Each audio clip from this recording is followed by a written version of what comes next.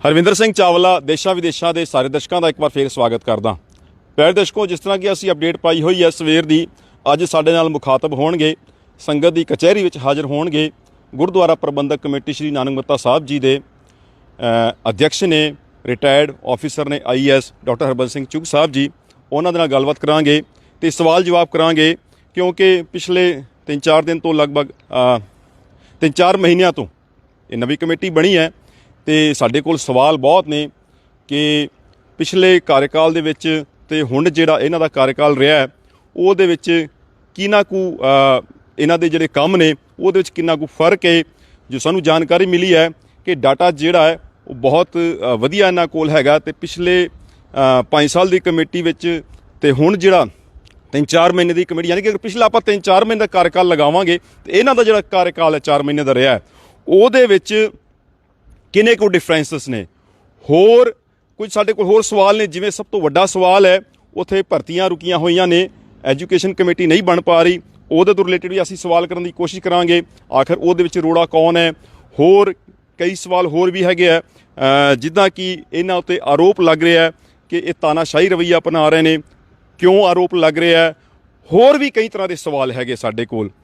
ਤੁਸੀਂ ਇਹਦੇ 'ਚ ਆਪਣੇ ਕਮੈਂਟ ਜ਼ਰੂਰ ਪਾਉਂਦੇ ਜਾਇਆ ਜੇ। ਲਾਸਟ 'ਚ ਅਸੀਂ ਵਿੱਚੇ ਵੀ ਕੋਸ਼ਿਸ਼ ਕਰਾਂਗੇ ਤੁਹਾਡੇ ਜਿਹੜੇ ਕਮੈਂਟ ਆਉਣਗੇ ਉਹਨਾਂ ਦੇ ਅਸੀਂ ਜਵਾਬ ਹੀ ਲੈਣ ਦੀ ਕੋਸ਼ਿਸ਼ ਕਰਾਂਗੇ, ਕਿਉਂਕਿ ਇਹਨਾਂ ਦੇ ਉੱਤੇ ਡਿਊਟੀ ਹੈ UP ਅਤੇ ਉੱਤਰਾਖੰਡ ਦਾ। ਜਿਹੜੀ ਗੁਰਦੁਆਰਾ ਪ੍ਰਬੰਧਕ ਕਮੇਟੀ ਹੈ ਸ਼੍ਰੀ ਨਾਨਕ ਮੱਤਾ ਸਾਹਿਬ, ਬਹੁਤ ਵੱਡਾ ਧਾਰਮਿਕ ਸਥਾਨ, ਦੋ ਗੁਰੂ ਸਾਹਿਬਾਂ ਦੀ ਜਿਹੜੀ ਚਰਨ ਛੋਹ ਪ੍ਰਾਪਤ ਧਰਤੀ ਹੈ ਤੇ ਬਹੁਤ ਵੱਡਾ ਉੱਥੇ ਬਜਟ ਹੁੰਦਾ ਹੈ ਤੇ ਸਾਰੇ ਸਵਾਲ ਜਵਾਬ ਆਪਾਂ ਕਰਨ ਦੀ ਕੋਸ਼ਿਸ਼ ਕਰਦੇ ਹਾਂ। ਸਭ ਤੋਂ ਪਹਿਲਾਂ ਸਵਾਗਤ ਕਰ ਦਿੰਦੇ ਹਾਂ ਡਾਕਟਰ ਸਾਹਿਬ ਜੀ ਦਾ, ਫਤਿਹ ਦੀ ਅਰਜ਼ ਕਰਕੇ। ਡਾਕਟਰ ਸਾਹਿਬ ਜੀ, ਵਾਹਿਗੁਰੂ ਜੀ ਕਾ ਖਾਲਸਾ ਵਾਹਿਗੁਰੂ ਜੀ ਕਾ ਖਾਲਸਾ, ਵਾਹਿਗੁਰੂ ਜੀ ਕੀ ਫਤਿਹ। ਇੱਕ ਚੀਜ਼ ਹੋਰ, ਪਿਛਲੇ 3-4 ਦਿਨ ਤੋਂ 4-5 ਦਿਨ ਪਹਿਲਾਂ ਇੱਕ ਇੱਥੇ ਨਾਨਕ ਮੱਤਾ ਕਮੇਟੀ ਦਾ ਪ੍ਰੋਗਰਾਮ ਉਲੀਕਿਆ ਗਿਆ ਜਿਹਦੇ ਵਿੱਚ ਬੱਚਿਆਂ ਨੂੰ ਸਨਮਾਨਿਤ ਕੀਤਾ ਗਿਆ। UP ਅਤੇ ਉੱਤਰਾਖੰਡ ਦੇ ਜਿਹੜੇ ਹੋਣਹਾਰ ਸਾਡੇ ਸਿੱਖ ਸਮਾਜ ਦੀ ਆਪਾਂ ਕਰੀਮ ਕਹਿ ਸਕਦੇ ਹਾਂ, ਉਹ ਬਹੁਤ ਵਧੀਆ ਉਪਰਾਲਾ ਇਹਨਾਂ ਦਾ ਰਿਹਾ, ਬਹੁਤ ਵਧੀਆ ਮੈਸੇਜ ਗਿਆ।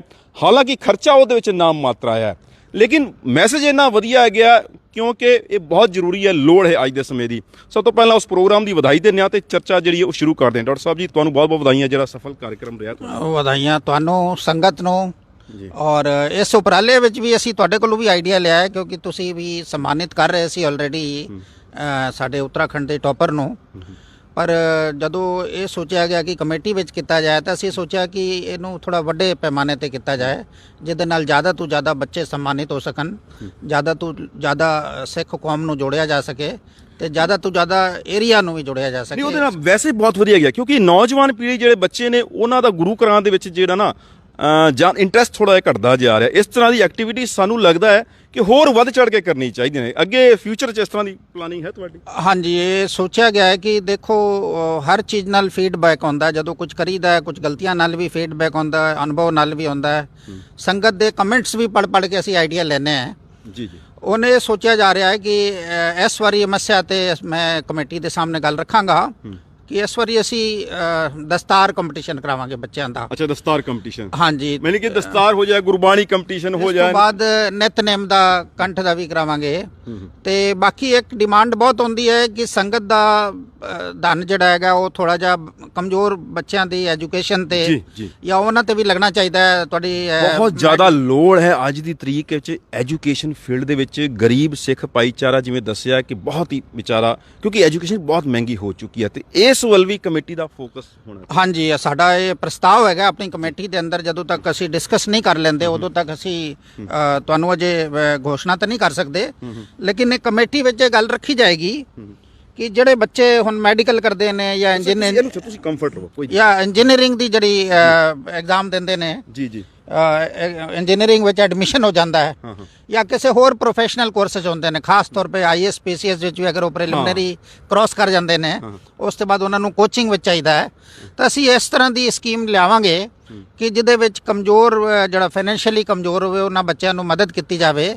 ਉਹ ਅੱਗੇ ਜਾ ਕੇ ਭਾਵੇਂ ਉਹ ਦਸਵੰਧ ਦੇ ਰੂਪ ਵਿੱਚ ਗੁਰੂ ਘਰ ਨੂੰ ਵਾਪਸ ਕਰ ਦੇਣ, ਔਰ ਇਹ ਨਹੀਂ ਵੀ ਕਰ ਪਾਉਣ ਫਿਰ ਵੀ ਉਹਨੂੰ ਮਾਈਂਡ ਨਹੀਂ ਕਰਨਾ ਚਾਹੀਦਾ। ਇਸ ਤਰ੍ਹਾਂ ਦੀ ਅਨਾਉਂਸਮੈਂਟ ਕਰ ਦਿੱਤੀ ਜਾਏ, ਜਿਵੇਂ ਜਿਸ ਤਰ੍ਹਾਂ ਕਿ ਹੁਣ 95 ਤੋਂ ਐਬਵ ਜਿਹੜੇ ਟੌਪਰ ਆਏ ਨੇ ਜਾਂ ਕੁਝ, ਉਹਨਾਂ ਦਾ ਜਿਹੜਾ ਗੁਰਦੁਆਰਾ ਪ੍ਰਬੰਧਕ ਕਮੇਟੀ ਮੈਨੇਜਮੈਂਟ ਵੱਲੋਂ ਕੋਈ ਵਧੀਆ ਉਪਰਾਲਾ ਕੀਤਾ ਜਾਏਗਾ ਜਿਹੜੇ ਉਹਦੇ ਵਿੱਚ, ਜਾਂ ਇਸ ਤਰ੍ਹਾਂ ਦੀ ਕੋਈ ਇੱਕ ਉਸ ਸਮੇਂ ਉਹ ਮਤਲਬ ਨਿਰਧਾਰਿਤ ਕਰ ਦਿੱਤੇ ਇੰਨੇ % ਨੰਬਰ ਅਗੇ ਜੇ ਲਿਆਉਣਗੇ ਜਿਹੜੇ ਮਤਲਬ ਜ਼ਰੂਰਤਮੰਦ ਪਰਿਵਾਰ ਨੇ ਉਹਨਾਂ ਨੂੰ ਬਹੁਤ ਸਪੋਰਟ ਕੀਤੀ ਜਾਏਗੀ, ਉਹਦੇ ਨਾਲ ਬੜਾ ਵਧੀਆ ਮੈਸੇਜ ਮੈਂ ਚਾਹੁੰਦਾ ਕਿ ਇਸ ਤਰ੍ਹਾਂ ਦੀ ਕੋਈ ਵੀ ਘੋਸ਼ਣਾ ਜਿਹੜੀ ਹੈ ਉਹ ਸਾਰੀ ਕਮੇਟੀ ਨੂੰ ਕੌਨਫੀਡੈਂਸ ਲੈ ਕੇ ਕਮੇਟੀ ਦੇ ਥਰੂ ਹੀ ਕਰਨੀ ਚਾਹੀਦੀ ਹੈ।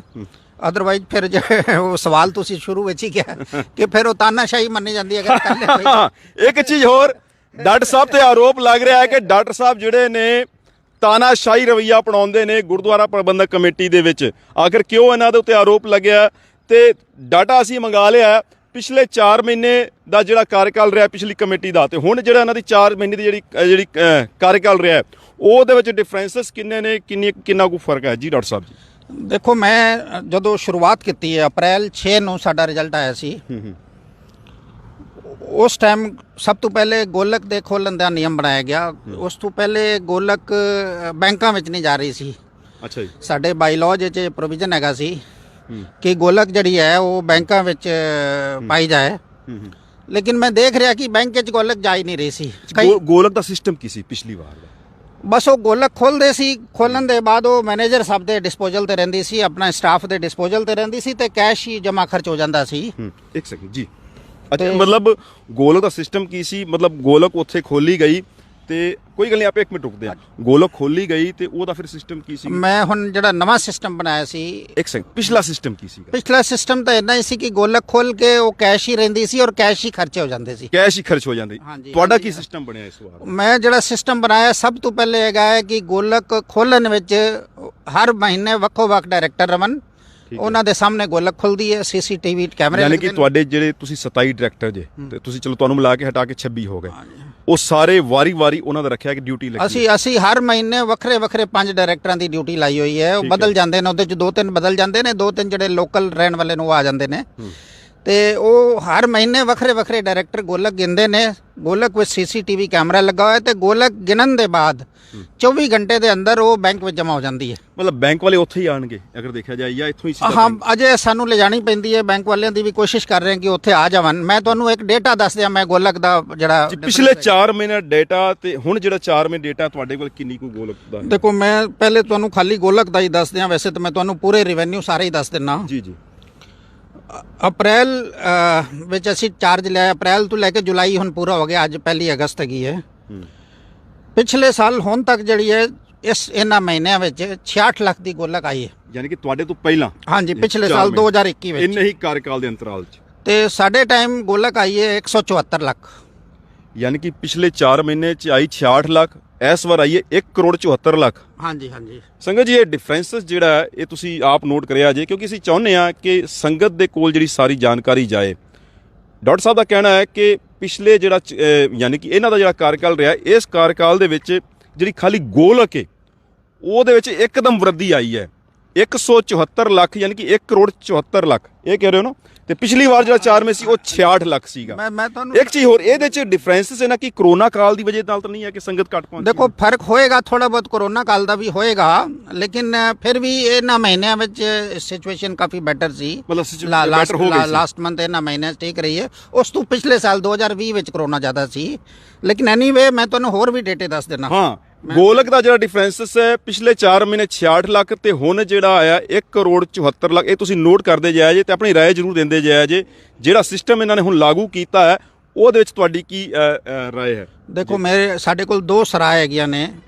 ਇੱਕ ਵਿੱਚ ਇਹਨਾਂ ਦਿਨਾਂ 3,85,000 ਦੀ ਆਮਦਨੀ ਸੀ ਪਿਛਲੇ ਸਾਲ, ਪਿਛਲੇ ਵਾਰ। ਇਸ ਵਾਰੀ 15 ਲੱਖ ਦਾ ਰਿਵੈਨਿਊ ਹੈ। ਜਿਹੜੀ ਸਰਾਏ ਹੈ, ਜਿਹੜਾ ਕਿਰਾਇਆ ਆਪਾਂ ਕਹਿੰਦੇ। ਹਾਂਜੀ, ਦੂਜੀ ਸਰਾਏ ਵਿੱਚ ਪਿਛਲੇ ਸਾਲ 66,000 ਸੀ, ਇਸ ਵਾਰੀ 1,60,000 ਹੈ ਲਗਭਗ। ਇਸੇ ਤਰੀਕੇ ਅਖੰਡ ਪਾਠ ਤੋਂ ਜਿਹੜਾ ਰਿਵੈਨਿਊ ਹੁੰਦਾ ਸੀ ਉਹ ਪਿਛਲੇ ਸਾਲ 10,51,000 ਸੀ, ਇਸ ਵਾਰੀ 17,87,000 ਹੈ। ਤੇ ਲਾਇਬ੍ਰੇਰੀ ਵਿੱਚ ਵੀ ਬਹੁਤ ਜ਼ਿਆਦਾ ਫਰਕ ਤਾਂ ਨਹੀਂ, 91,000 ਦੀ ਜਗ੍ਹਾ 1,06,000 ਹੈ। ਠੀਕ ਹੈ। ਤੇ ਇੱਕ ਕੜਾਹ ਪ੍ਰਸ਼ਾਦ ਦੀ ਜਿਹੜੀ ਰਸੀਦ, ਮੈਂ ਕੜਾਹ ਪ੍ਰਸ਼ਾਦ ਦੀ ਵੀ ਦੱਸ ਦੇਣਾ ਤੁਹਾਨੂੰ। ਕੜਾਹ ਪ੍ਰਸ਼ਾਦ ਦੀ ਰਸੀਦ ਪਿਛਲੇ ਸਾਲ 26,42,000। ਇਹ ਜਿਹੜਾ ਇਸ ਸਾਲ 45 ਲੱਖ। ਡਾਕਟਰ ਸਾਹਿਬ ਜੀ ਦੇਖੋ, ਇਹ ਜਿਹੜਾ 26 ਲੱਖ ਇਹ ਕਿੰਨੇ 4 ਮਹੀਨੇ ਦਾ? ਇਹ 4 ਮਹੀਨੇ ਦਾ, ਅਪ੍ਰੈਲ ਮਈ ਜੂਨ ਜੁਲਾਈ। ਪਿਛਲੇ ਤੇ ਇਸ ਵਾਰ 45 ਲੱਖ। ਹਾਂਜੀ, ਇਹ ਕੜਾਹ ਪ੍ਰਸ਼ਾਦ ਦੀ ਜਿਹੜੀ ਰਸੀਦਾਂ ਕੱਟੀਆਂ ਜਾਂਦੀਆਂ ਨੇ ਉਹਦੇ ਵਿੱਚ ਉਹ ਹੈਗਾ। ਤੇ ਸਾਰਾ ਧਨ ਜਿਹੜਾ ਹੈ ਅਸੀਂ ਸਿੱਧੇ ਬੈਂਕ 'ਚ ਹੀ ਭੇਜਣਾ ਹੈ। ਇਹ ਸਭ ਤੋਂ ਵੱਡਾ ਚੇਂਜ ਹੈ ਕਿ ਅਸੀਂ ਬੈਂਕ 'ਚ ਨਹੀਂ ਜਾਂਦਾ ਸੀ, ਅਸੀਂ ਕਿਉਂਕਿ ਬੈਂਕ 'ਚ ਰਹੇਗਾ ਤਾਂ ਸਾਡੇ ਉੱਤੇ ਵੀ ਕੰਟਰੋਲ ਰਹੇਗਾ ਕਿ ਇਹ ਕਿਵੇਂ ਨਿਕਲਿਆ। ਇੱਕ ਚੀਜ਼ ਹੋਰ ਸੰਗਤ ਜੀ ਵੇਖੋ, ਇਹਦੇ ਵਿੱਚ ਜਿਹੜੇ ਕਿਉਂਕਿ ਡਾਕਟਰ ਸਾਹਿਬ ਜਿਹੜੇ ਨੇ ਪੂਰਵ ਰਿਟਾਇਰਡ ਨੇ IAS ਤੋਂ, ਆਪ DM ਵਰਗੇ ਅਹੁਦਿਆਂ 'ਤੇ ਰਹੇ ਨੇ, ਤੇ ਇਹਨਾਂ ਨੇ ਆਉਂਦੇ ਹੀ ਜਿਹੜਾ ਕੰਮ ਕੀਤਾ ਹੈ ਤੁਸੀਂ ਆਪ ਵੇਖ ਸਕਦੇ ਹੋ ਉਹਦੇ 'ਚ ਫਰਕ ਕਿੰਨਾ ਆਇਆ। ਇਹਦੇ ਤੁਸੀਂ ਆਪਣੀ ਰਾਏ ਜ਼ਰੂਰ ਦਿੰਦੇ ਜਾਇਆ ਜੇ। ਹੋਰ ਡਾਕਟਰ ਸਾਹਿਬ ਜੀ, ਹੋਰ ਤੁਹਾਡੇ ਕਿਸ ਤਰ੍ਹਾਂ ਦੇ ਜਿਹੜੇ ਨੇ ਤੁਸੀਂ ਹੋਰ ਨਿਯਮ ਚੇਂਜ ਕਰਨ ਜਾ ਰਹੇ ਹੋ, ਜਿਹੜੇ ਪਿਛਲੀ ਕਮੇਟੀ ਵਿੱਚ ਨਿਯਮ ਨਹੀਂ ਹੈਗੇ ਸੀ ਉਹ ਅੱਗੇ ਤੁਸੀਂ ਕਰਨ ਜਾ ਰਹੇ ਹੋ?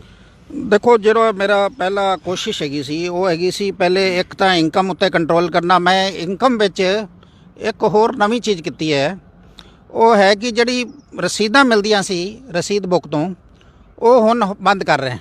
ਜਿਹੜੀ ਯਾਨੀ ਕਿ ਜਿਹੜੀ ਮੈਨੂਅਲ ਰਸੀਦ ਸੀ, ਜਿਹੜੀ ਮੈਨੂਅਲ ਰਸੀਦ ਸੀ ਉਹ ਬੰਦ ਕਰ ਰਹੇ ਹਾਂ, ਕਿਉਂਕਿ ਉਹਦੇ ਉੱਤੇ ਸਾਡਾ ਵੀ ਨਿਯੰਤਰਣ ਕੋਈ ਨਹੀਂ। ਠੀਕ ਹੈ। ਗਿਣਤੀ ਪਹਿਲੇ ਨਹੀਂ ਹੁੰਦੀ ਸੀ, ਮੈਂ ਦੇਖਿਆ ਕਿ ਇਹਦੇ 'ਚ ਬਹੁਤ ਵੱਡਾ, ਮੈਨੂੰ ਇਹ ਤਾਂ ਨਹੀਂ ਪਤਾ ਕਿ ਚੋਰੀ ਹੈ ਕਿ ਨਹੀਂ, ਲੇਕਿਨ ਮੈਂ ਦੇਖਿਆ ਕਿ ਪਰਫੈਕਟ ਨਹੀਂ ਹੈਗਾ। ਪਰਫੈਕਟ ਨਹੀਂ ਹੈ, ਯਾਨੀ ਕਿ ਸ਼ੱਕ ਦੀ ਗੁੰਜਾਇਸ਼ ਹੈ, ਉੱਥੇ ਹੇਰਾਫੇਰੀ ਦੀ ਗੁੰਜਾਇਸ਼ ਹੋ ਸਕਦੀ ਹੈ। ਹਾਂ, ਮੈਂ ਬਗੈਰ ਸਬੂਤ ਦੇ ਕਿਸੇ ਨੂੰ ਨਹੀਂ ਕਹਿ ਸਕਦਾ, ਲੇਕਿਨ ਉਹਨੂੰ ਪਰਫੈਕਟ ਕਰਨ ਦੀ ਲੋੜ ਹੈ, ਸਮੇਂ ਦੇ ਹਿਸਾਬ ਨਾਲ ਬਦਲਣ ਦੀ ਲੋੜ ਹੈ। ਉਹਦੇ ਤੁਸੀਂ ਕੀ ਤਬਦੀਲੀ ਕੀਤੀ? ਮੈਂ ਉਹਦੇ ਵਿੱਚ ਮਸ਼ੀਨਾਂ ਲਗਵਾ ਦਿੱਤੀਆਂ ਨੇ, ਪ੍ਰਿੰਟ ਮਸ਼ੀਨਾਂ। ਅੱਛਾ। ਉਹ ਪ੍ਰਿੰਟ ਮਸ਼ੀਨ ਦਾ ਜਿਹੜਾ ਰਿਕਾਰਡ ਹੈ ਉਹਦੀ ਹਾਰਡ ਡਿਸਕ ਤੋਂ ਕੋਈ ਮਿਟਾ ਨਹੀਂ ਸਕਦਾ। ਅੱਛਾ। ਉਹ ਜਬ ਤੱਕ ਕਿ ਬਿਲਕੁਲ ਹੀ ਡੈਮੇਜ ਨਾ ਹੋ ਜਾਵੇ, ਤੇ ਜਿੱਥੇ ਜਿੱਥੇ ਵੀ ਕਲੈਕਸ਼ਨ ਹੁੰਦਾ ਹੈ ਉਹ ਸਭ ਜਗ੍ਹਾ ਤੇ ਜਿਹੜੀ ਮਸ਼ੀਨਾਂ ਲਗਵਾ ਦਿੱਤੀਆਂ ਨੇ, ਕੰਪਿਊਟਰਾਈਜ਼ਡ ਮਸ਼ੀਨ ਹੈ ਕਿ ਹਾਈ ਟੈਕਨੀਕ ਕਹਿ ਦਿੰਦੇ। ਹਾਂਜੀ, ਤੇ ਤੁਹਾਡਾ ਜਿਹੜਾ ਬਾਰ ਕੋਡ ਹੁੰਦਾ ਹੈ ਤੁਹਾਡਾ, ਆਪਾਂ ਜਿਹੜਾ ਸਕੈਨਰ ਵਾਲਾ, ਉਹ ਵੀ ਆਪਾਂ ਗੋਲਕ ਤੇ ਲਗਵਾ ਦਿੱਤਾ ਹੈ ਕਿ ਤਾਂ ਕਿ ਜਿਹੜਾ ਮੱਥਾ ਟੇਕਣਾ ਚਾਹਵੇ ਉਸ ਦੇ ਥਰੂ ਵੀ ਟੇਕ ਸਕਦਾ। ਅੱਛਾ। ਇੱਕ ਚੀਜ਼ ਹੋਰ, ਜਿਹੜੀਆਂ ਇਹਨਾਂ ਨੇ ਮਸ਼ੀਨਾਂ ਲਗਾਈਆਂ ਨੇ ਉਹ ਡਾਟਾ ਅਸੀਂ ਕਲੈਕਟ ਕਰਾਂਗੇ, ਪਿਛਲੀ ਵਾਰ ਦਾ ਕੀ ਡਾਟਾ ਰਿਹਾ, ਕੜਾਹ ਪ੍ਰਸਾਦ ਦੀ ਜਿਹੜੀ ਗੁਰਾਈ ਹੁੰਦੀ ਹੈ, ਤੇ ਹੁਣ ਜਦੋਂ ਮਸ਼ੀਨਾਂ ਲਗਾਈਆਂ ਨੇ ਕਿੰਨਾ ਕੁ ਫਰਕ ਆਇਆ ਉਹ ਵੀ ਅਸੀਂ ਜ਼ਰੂਰ ਤੁਹਾਨੂੰ ਦਿਖਾਵਾਂਗੇ। ਡਾਕਟਰ ਸਾਹਿਬ ਜੀ, ਤਾਨਾਸ਼ਾਹੀ ਦਾ ਰਵੱਈਆ ਤੁਹਾਡੇ ਉੱਤੇ ਲੱਗ ਰਿਹਾ ਕਿ ਤੁਸੀਂ ਤਾਨਾਸ਼ਾਹੀ ਕਰਦੇ ਹੋ, ਡਾਇਰੈਕਟਰਾਂ ਦੀ ਗੱਲ ਨਹੀਂ ਸੁਣਦੇ ਹੋ, ਸਟਾਫ ਦੀ ਗੱਲ ਨਹੀਂ ਸੁਣਦੇ ਹੋ, ਆਪਣੀ ਮਨਮਰਜ਼ੀ ਉੱਥੇ ਕਰ ਰਹੇ ਹੋ। ਤੇ ਚਰਚਾ ਇਹ ਵੀ ਹੈ ਕਿ ਤੁਹਾਨੂੰ ਜਿਹੜਾ ਬਾਇਓਲੋਜੀ 1 ਸਾਲ ਤੱਕ ਰੱਖਿਆ ਗਿਆ ਹੈ, ਵੀ 1 ਸਾਲ ਤੱਕ ਪ੍ਰਧਾਨ ਜੀ ਨੂੰ ਹਟਾਇਆ ਨਹੀਂ ਜਾ ਸਕਦਾ, ਲੇਕਿਨ ਆਮ ਅਸੀਂ ਚਰਚਾ ਸੁਣੀ ਹੈ ਕਿ ਡਾਕਟਰ ਸਾਹਿਬ ਜਿਹੜਾ ਤਾਨਾਸ਼ਾਹੀ ਵਾਲਾ ਰਵੱਈਆ ਅਪਣਾ ਰਹੇ ਨੇ, ਤੇ ਇਹਨਾਂ ਨੂੰ ਉੱਥੋਂ ਦੀ ਜਿਵੇਂ ਹੈ ਕਿ ਡਾਇਰੈਕਟਰਾਂ ਵਿੱਚ ਆਪਸ ਸਲਾਹ ਕਰਕੇ ਤੁਹਾਨੂੰ ਤਖਤਾ ਪਲਟ ਕਰਨ ਵੀ ਕੀਤਾ ਜਾ ਸਕਦਾ, ਤੁਹਾਨੂੰ ਉੱਥੋਂ ਦੀ ਅਧਿਕਸ਼ ਪਦ ਤੋਂ ਹਟਾਇਆ ਵੀ ਜਾ ਸਕਦਾ, ਇਸ ਤਰ੍ਹਾਂ ਦੀ ਚਰਚਾ ਵੀ ਹੈ। ਚਲੋ, ਇਹ ਤਾਂ ਦੇਖੋ, ਸੰਗਤ ਨੇ ਇਹ ਸੇਵਾ ਜਦੋਂ ਤੱਕ ਬਖਸ਼ੀ ਹੈ, ਸੇਵਾ ਕਰ ਰਹੇ हैं। ਆਪਣੀ ਕੋਈ ਐਸੀ ਕੋਈ ਨੀਅਤ ਨਹੀਂ ਹੈਗੀ ਕਿ ਡਾਇਰੈਕਟਰਾਂ ਦੀ ਨਹੀਂ ਸੁਣਨੀ, ਲੇਕਿਨ ਜਿੱਥੇ ਸਾਹਮਣੇ ਦਿਸਦਾ ਹੈਗਾ ਕਿ ਇਹ ਠੀਕ ਕਰਨ ਦੀ ਲੋੜ ਹੈਗੀ ਹੈ, ਉਹਦੇ ਵਾਸਤੇ ਆਪਾਂ ਉਹਨੇ ਦਿਨ ਦਾ ਵੇਟ ਨਹੀਂ ਕਰ ਸਕਦਾ। ਜਿਵੇਂ ਐਜੂਕੇਸ਼ਨ ਵਾਲੀ ਹੁਣੀ ਹੈਗੀ ਸੀ, ਐਜੂਕੇਸ਼ਨ ਤੁਸੀਂ ਤੁਹਾਡੇ ਕਾਸੀ ਕਮਿਟ ਆਉਣਾ ਹੈ, ਇਹ ਬਿਲਕੁਲ ਟਾਈਮ ਹੈਗਾ ਸੀ, ਇਹਨੂੰ ਹੁਣ ਵੇਟ ਕਰੀਏ ਕਿ ਕਦੋਂ ਸਾਡੀ ਮੀਟਿੰਗ ਹੋਏਗੀ, ਕਦੋਂ ਫਿਰ ਅਸੀਂ ਐਕਟੀਵਿਟੀ ਕਰਾਂਗੇ, ਤਾਂ ਵੇਟ ਨਹੀਂ ਕੀਤਾ ਜਾ ਸਕਦਾ। ਅੱਛਾ, ਯਾਨੀ ਕਿ ਜਿਹੜਾ ਤੁਸੀਂ ਪ੍ਰਾਈਜ਼ ਵੰਡੇ ਨੇ। ਹਾਂਜੀ, ਪ੍ਰਾਈਜ਼ ਵੰਡੇ ਗੱਲ ਕਰ ਰਹੇ। ਇਸੇ ਤਰੀਕੇ ਹੁਣ ਕਲੈਕਸ਼ਨ ਹੈਗਾ, ਅਗਰ ਕਿਸੇ ਚੀਜ਼ ਨੂੰ ਰੋਕ ਕੇ ਮਸ਼ੀਨ ਲਗਾਣੀ ਹੈ ਤਾਂ ਉਸੇ ਟਾਈਮ ਲਗਾਈ ਜਾ ਸਕਦੀ ਹੈ। ਇਹਨੂੰ ਇਹ ਨਹੀਂ ਕਹਿ ਸਕਦੇ ਕਿ 6 ਮਹੀਨੇ ਬਾਅਦ ਉਹਨੂੰ ਬੈਠਾਂਗੇ ਉਦੋਂ ਫਿਰ ਸਲਾਹ ਕਰਾਂਗੇ। ਯਾਨੀ ਕਿ ਬੈਠਕ ਦਾ ਪ੍ਰੋਸੈਸ ਹੈ ਕਿ ਮਹੀਨੇ 2 ਮਹੀਨੇ ਬਾਅਦ ਬੈਠਕ ਹੁੰਦੀ ਤਾਂ ਉਹਦੇ ਨਿਰਣੇ ਲਏ ਜਾਂਦੇ, ਯਾਨੀ ਕਿ ਕੁਝ ਨਿਯਮ ਤੁਸੀਂ ਤੁਹਾਨੂੰ ਲੱਗਦਾ ਹੈ ਕਿ ਜਿਹਦੇ ਨਾਲ ਅਰਜੈਂਟ ਹੁੰਦੇ ਮਤਲਬ ਰੋਕੀ ਜਾ ਸਕਦੀ ਹੈ, ਜਿਹਦੇ ਤੁਹਾਨੂੰ ਲੱਗਦਾ ਦੁਰਵਰਤੋਂ ਹੋ ਰਹੀ ਹੈ, ਤੁਸੀਂ ਅਰਜੈਂਟ ਉਹਦੇ ਚ ਉਹਦੇ ਵਿੱਚ ਅਰਜੈਂਟ ਡਿਸੀਜਨ ਲੈਣੇ ਪੈਂਦੇ ਨੇ। ਥੋੜਾ ਛਾਂ ਤੇ ਆ ਜੀ, ਥੋੜੀ ਜਿਹੀ ਧੁੱਪ ਹੋ ਗਈ ਸੀ, ਛਾਂ ਤੇ ਜਾਣ ਦੀ ਕੋਸ਼ਿਸ਼ ਕਰਦੇ ਹਾਂ। ਅੱਛਾ, ਮੈਂ ਕੈਮਰਾਮੈਨ ਕੋ ਉਧਰ ਥੋੜਾ ਜਿਹਾ ਵਿਊ ਦਿਖਾਇਆ ਜੀ, 1 ਸੈਕਿੰਡ। ਇਹ ਤਾਂ ਡਾਕਟਰ ਸਾਹਿਬ ਤੋਂ ਸਾਰੇ ਅਸੀਂ ਅੱਜ ਸਵਾਲ ਪੁੱਛਣੇ ਨੇ ਜਿਹੜੇ ਸੰਗਤ ਦੇ ਚਰਚਾ ਦਾ ਵਿਸ਼ੇ ਨੇ।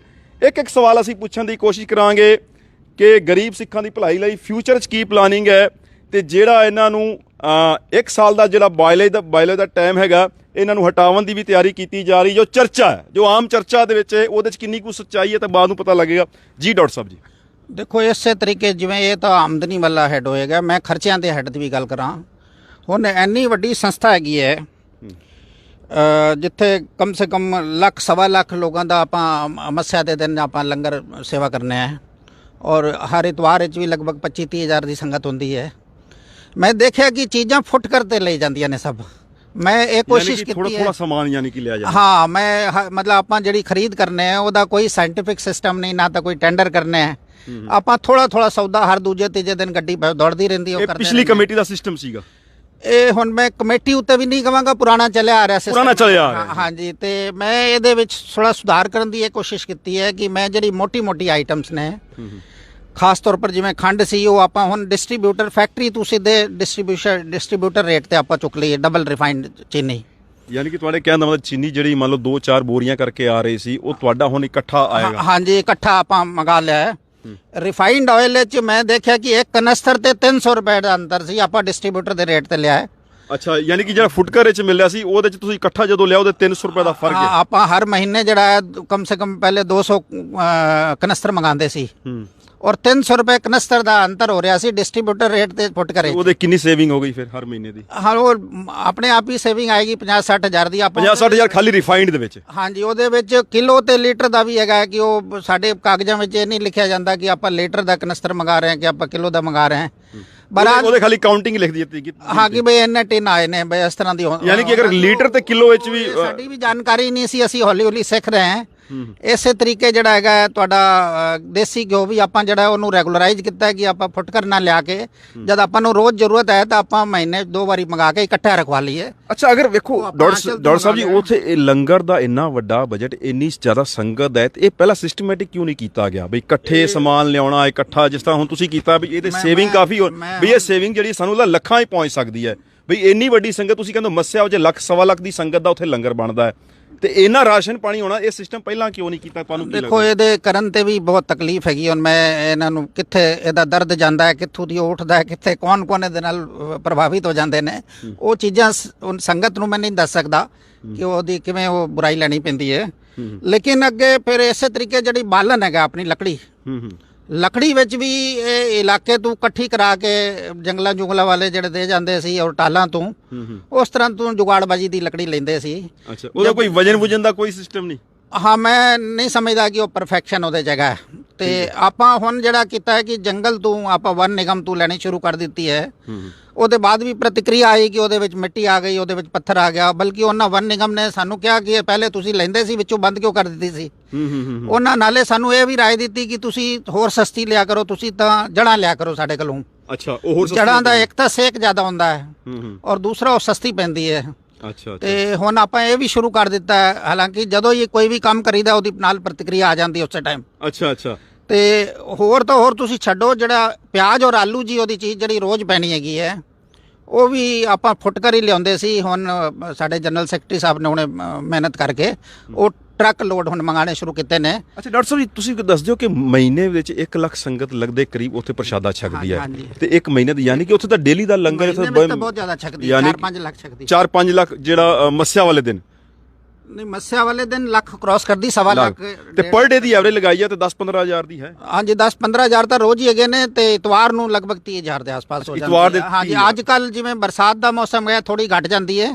ਪਿਛਲੇ 3 ਮਹੀਨੇ 'ਚ ਬਹੁਤ ਹੈਵੀ ਲੋਡ ਸੀ। ਅੱਛਾ ਡਾਕਟਰ ਸਾਹਿਬ ਜੀ, ਹੁਣ ਆਪਾਂ ਆਈਏ ਇੱਕ ਜਿਹੜਾ ਸਵਾਲ ਹੈ, ਐਜੂਕੇਸ਼ਨ ਜਿਹੜੀ ਕਮੇਟੀ ਹੈ, ਜਿਹੜੀ ਤੁਹਾਡੀ ਸਾਰੀਆਂ ਸਬ ਕਮੇਟੀਆਂ ਬਣ ਚੁੱਕੀਆਂ ਨੇ, ਐਜੂਕੇਸ਼ਨ ਕਮੇਟੀ ਜਿਹੜੀ ਨਾ ਬਣਨ ਕਰਕੇ ਘੱਟੋ ਘੱਟ 6-7 ਲੱਖ ਦਾ ਗੁਰੂ ਦੀ ਗੋਲਕ ਵਿੱਚੋਂ ਰਕਮ ਜਾ ਰਹੀ ਹੈ ਪਿਛਲੇ 5 ਸਾਲਾਂ ਦੇ ਵਿੱਚ ਵੀ। ਹਾਲਾਂਕਿ ਉਹਦੇ 'ਚ ਤੁਸੀਂ ਨਹੀਂ ਸੀ, ਤੁਹਾਡੀ ਜ਼ਿੰਮੇਵਾਰੀ ਨਹੀਂ ਬਣਦੀ। ਪਿਛਲੇ ਵਾਰ ਚਲੋ ਉਹਨਾਂ ਦੀ ਜਿਹੜੀ ਪਿਛਲੀ ਕਮੇਟੀ ਸੀ ਉਹ ਜਵਾਬਦੇਹੀ ਉਹਨਾਂ ਦੀ ਸੀ। ਹੁਣ ਤੁਹਾਡੀ ਕਮੇਟੀ ਕੀ ਕਰ ਰਹੀ ਹੈ? ਸਾਰੀ ਕਮੇਟੀਆਂ ਬਣ ਚੁੱਕੀਆਂ ਨੇ, ਆਖਰ ਕਿਉਂ ਨਹੀਂ ਬਣ ਪਾ ਰਹੀ? ਕੌਣ ਹੈ ਉਹਦੇ ਵਿੱਚ ਰੋੜਾ? ਸਿਸਟਮ ਵਿੱਚ ਕੀ ਕਮੀ ਹੈ? ਕੀ ਤਾਲਮੇਲ ਕਿਉਂ ਨਹੀਂ ਬੈਠ ਪਾ ਰਿਹਾ? ਸੰਗਤ ਜਾਣਨਾ ਚਾਹੁੰਦੀ ਹੈ, ਕਿਉਂਕਿ ਸੰਗਤ ਨੇ ਲੱਖਾਂ ਲੋਕਾਂ ਦੇ ਵਿੱਚੋਂ ਚੁਣ ਕੇ ਤੁਹਾਨੂੰ 27 ਡਾਇਰੈਕਟਰ ਨੂੰ ਭੇਜਿਆ, ਇੱਕ ਆਸ ਜਗਾ ਕੇ ਕਿ ਜਿਹੜਾ ਉੱਥੇ ਮੰਨ ਲਓ ਪਿਛਲੇ 5 ਸਾਲ ਦੇ ਵਿੱਚ ਕਮੇਟੀ ਵਿੱਚ ਜਿਹੜਾ ਕੰਮ ਨਹੀਂ ਹੋ ਪਾਇਆ, ਕਰੋੜਾਂ ਦਾ ਉੱਥੇ ਨੁਕਸਾਨ ਹੋ ਗਿਆ, ਬਈ ਉਹ ਵਾਪਸੀ ਤਾਂ ਨਹੀਂ ਆ ਸਕਦਾ, ਅੱਗੇ ਤਾਂ ਨੁਕਸਾਨ ਨੂੰ ਬਚਾਇਆ ਜਾ ਸਕਦਾ ਹੈ। ਇਹਦੇ ਵਿੱਚ ਕਿਉਂ ਨਹੀਂ ਸਭ ਕਮੇਟੀਆਂ ਬਣ ਪਾ ਰਹੀਆਂ? ਤੁਸੀਂ ਕੀ ਕਹਿਣਾ ਚਾਹੁੰਦੇ ਹੋ? ਦੇਖੋ, ਮੈਂ ਇਹਦੇ ਵਿੱਚ ਪਹਿਲੇ ਤਾਂ ਸੂਖਮ ਬੈਕਗਰਾਉਂਡ ਦੱਸ ਦਿਆਂ। ਠੀਕ ਹੈ ਜੀ। ਕਿ ਇਹ ਕਮੇਟੀਆਂ ਕਮ ਸੇ ਕਮ 4 ਸਾਲ ਤੋਂ ਚੱਲੀਆਂ ਆ ਰਹੀਆਂ ਨੇ ਜੀ। ਇਹਦੇ ਵਿੱਚ ਵੈਕੈਂਸੀਆਂ ਹੋਣ ਕਰਕੇ ਗੁਰਦੁਆਰਾ ਪ੍ਰਬੰਧਕ ਸਮਿਤੀ ਨੂੰ ਆਪਣੇ ਹੋਰੋਂ ਟੀਚਰ ਰੱਖਣੇ ਪੈਂਦੇ ਨੇ, ਕਿਉਂਕਿ ਉਹ ਗਵਰਨਮੈਂਟ ਦੇ ਰੋਲ ਤੇ ਨਹੀਂ ਹੁੰਦੇ। ਉਸ ਕਰਕੇ ਗੁਰਦੁਆਰਾ ਪ੍ਰਬੰਧਕ ਸਮਿਤੀ ਤੇ ਪਿਛਲੇ ਕਈ ਸਾਲਾਂ ਤੋਂ 7-8 ਲੱਖ ਰੁਪਏ ਦਾ ਬਰਡਨ ਜਿਹੜਾ ਹਰ ਸਾਲ ਆ ਰਿਹਾ, ਉਹ ਸੇਵਿੰਗ ਕੀਤੀ ਜਾ ਸਕਦੀ ਹੈ। ਹਾਂ, ਜਦੋਂ ਮੈਂ ਅਪ੍ਰੈਲ ਚਾਰਜ ਲਿਆ ਹੈ ਤੇ ਮਈ ਵਿੱਚ ਅਸੀਂ ਪੁਰਾਣੀ ਐਜੂਕੇਸ਼ਨ ਸਮਿਤੀ, ਕਿਉਂਕਿ ਉਹਨਾਂ ਦਾ ਕਾਰਜਕਾਲ ਆਪਣੇ ਆਪ ਹੀ ਖਤਮ ਹੋ ਜਾਂਦਾ, ਕਮੇਟੀ ਜਦ ਨਹੀਂ ਹੋ ਗਈ, ਉਹ ਲੈ ਕੇ ਮੈਂ ਚਿੱਠੀ ਪਾ ਦਿੱਤੀ ਸੀ ਐਜੂਕੇਸ਼ਨ ਡਿਪਾਰਟਮੈਂਟ ਨੂੰ। ਠੀਕ ਹੈ। ਕਿ ਬਈ ਸਾਨੂੰ ਆਪਣੀ ਭਰਤੀ ਕਰਨ ਦੀ ਅਨੁਮਤੀ ਦੇ ਦਿੱਤੀ ਜਾਏ। ਠੀਕ ਹੈ।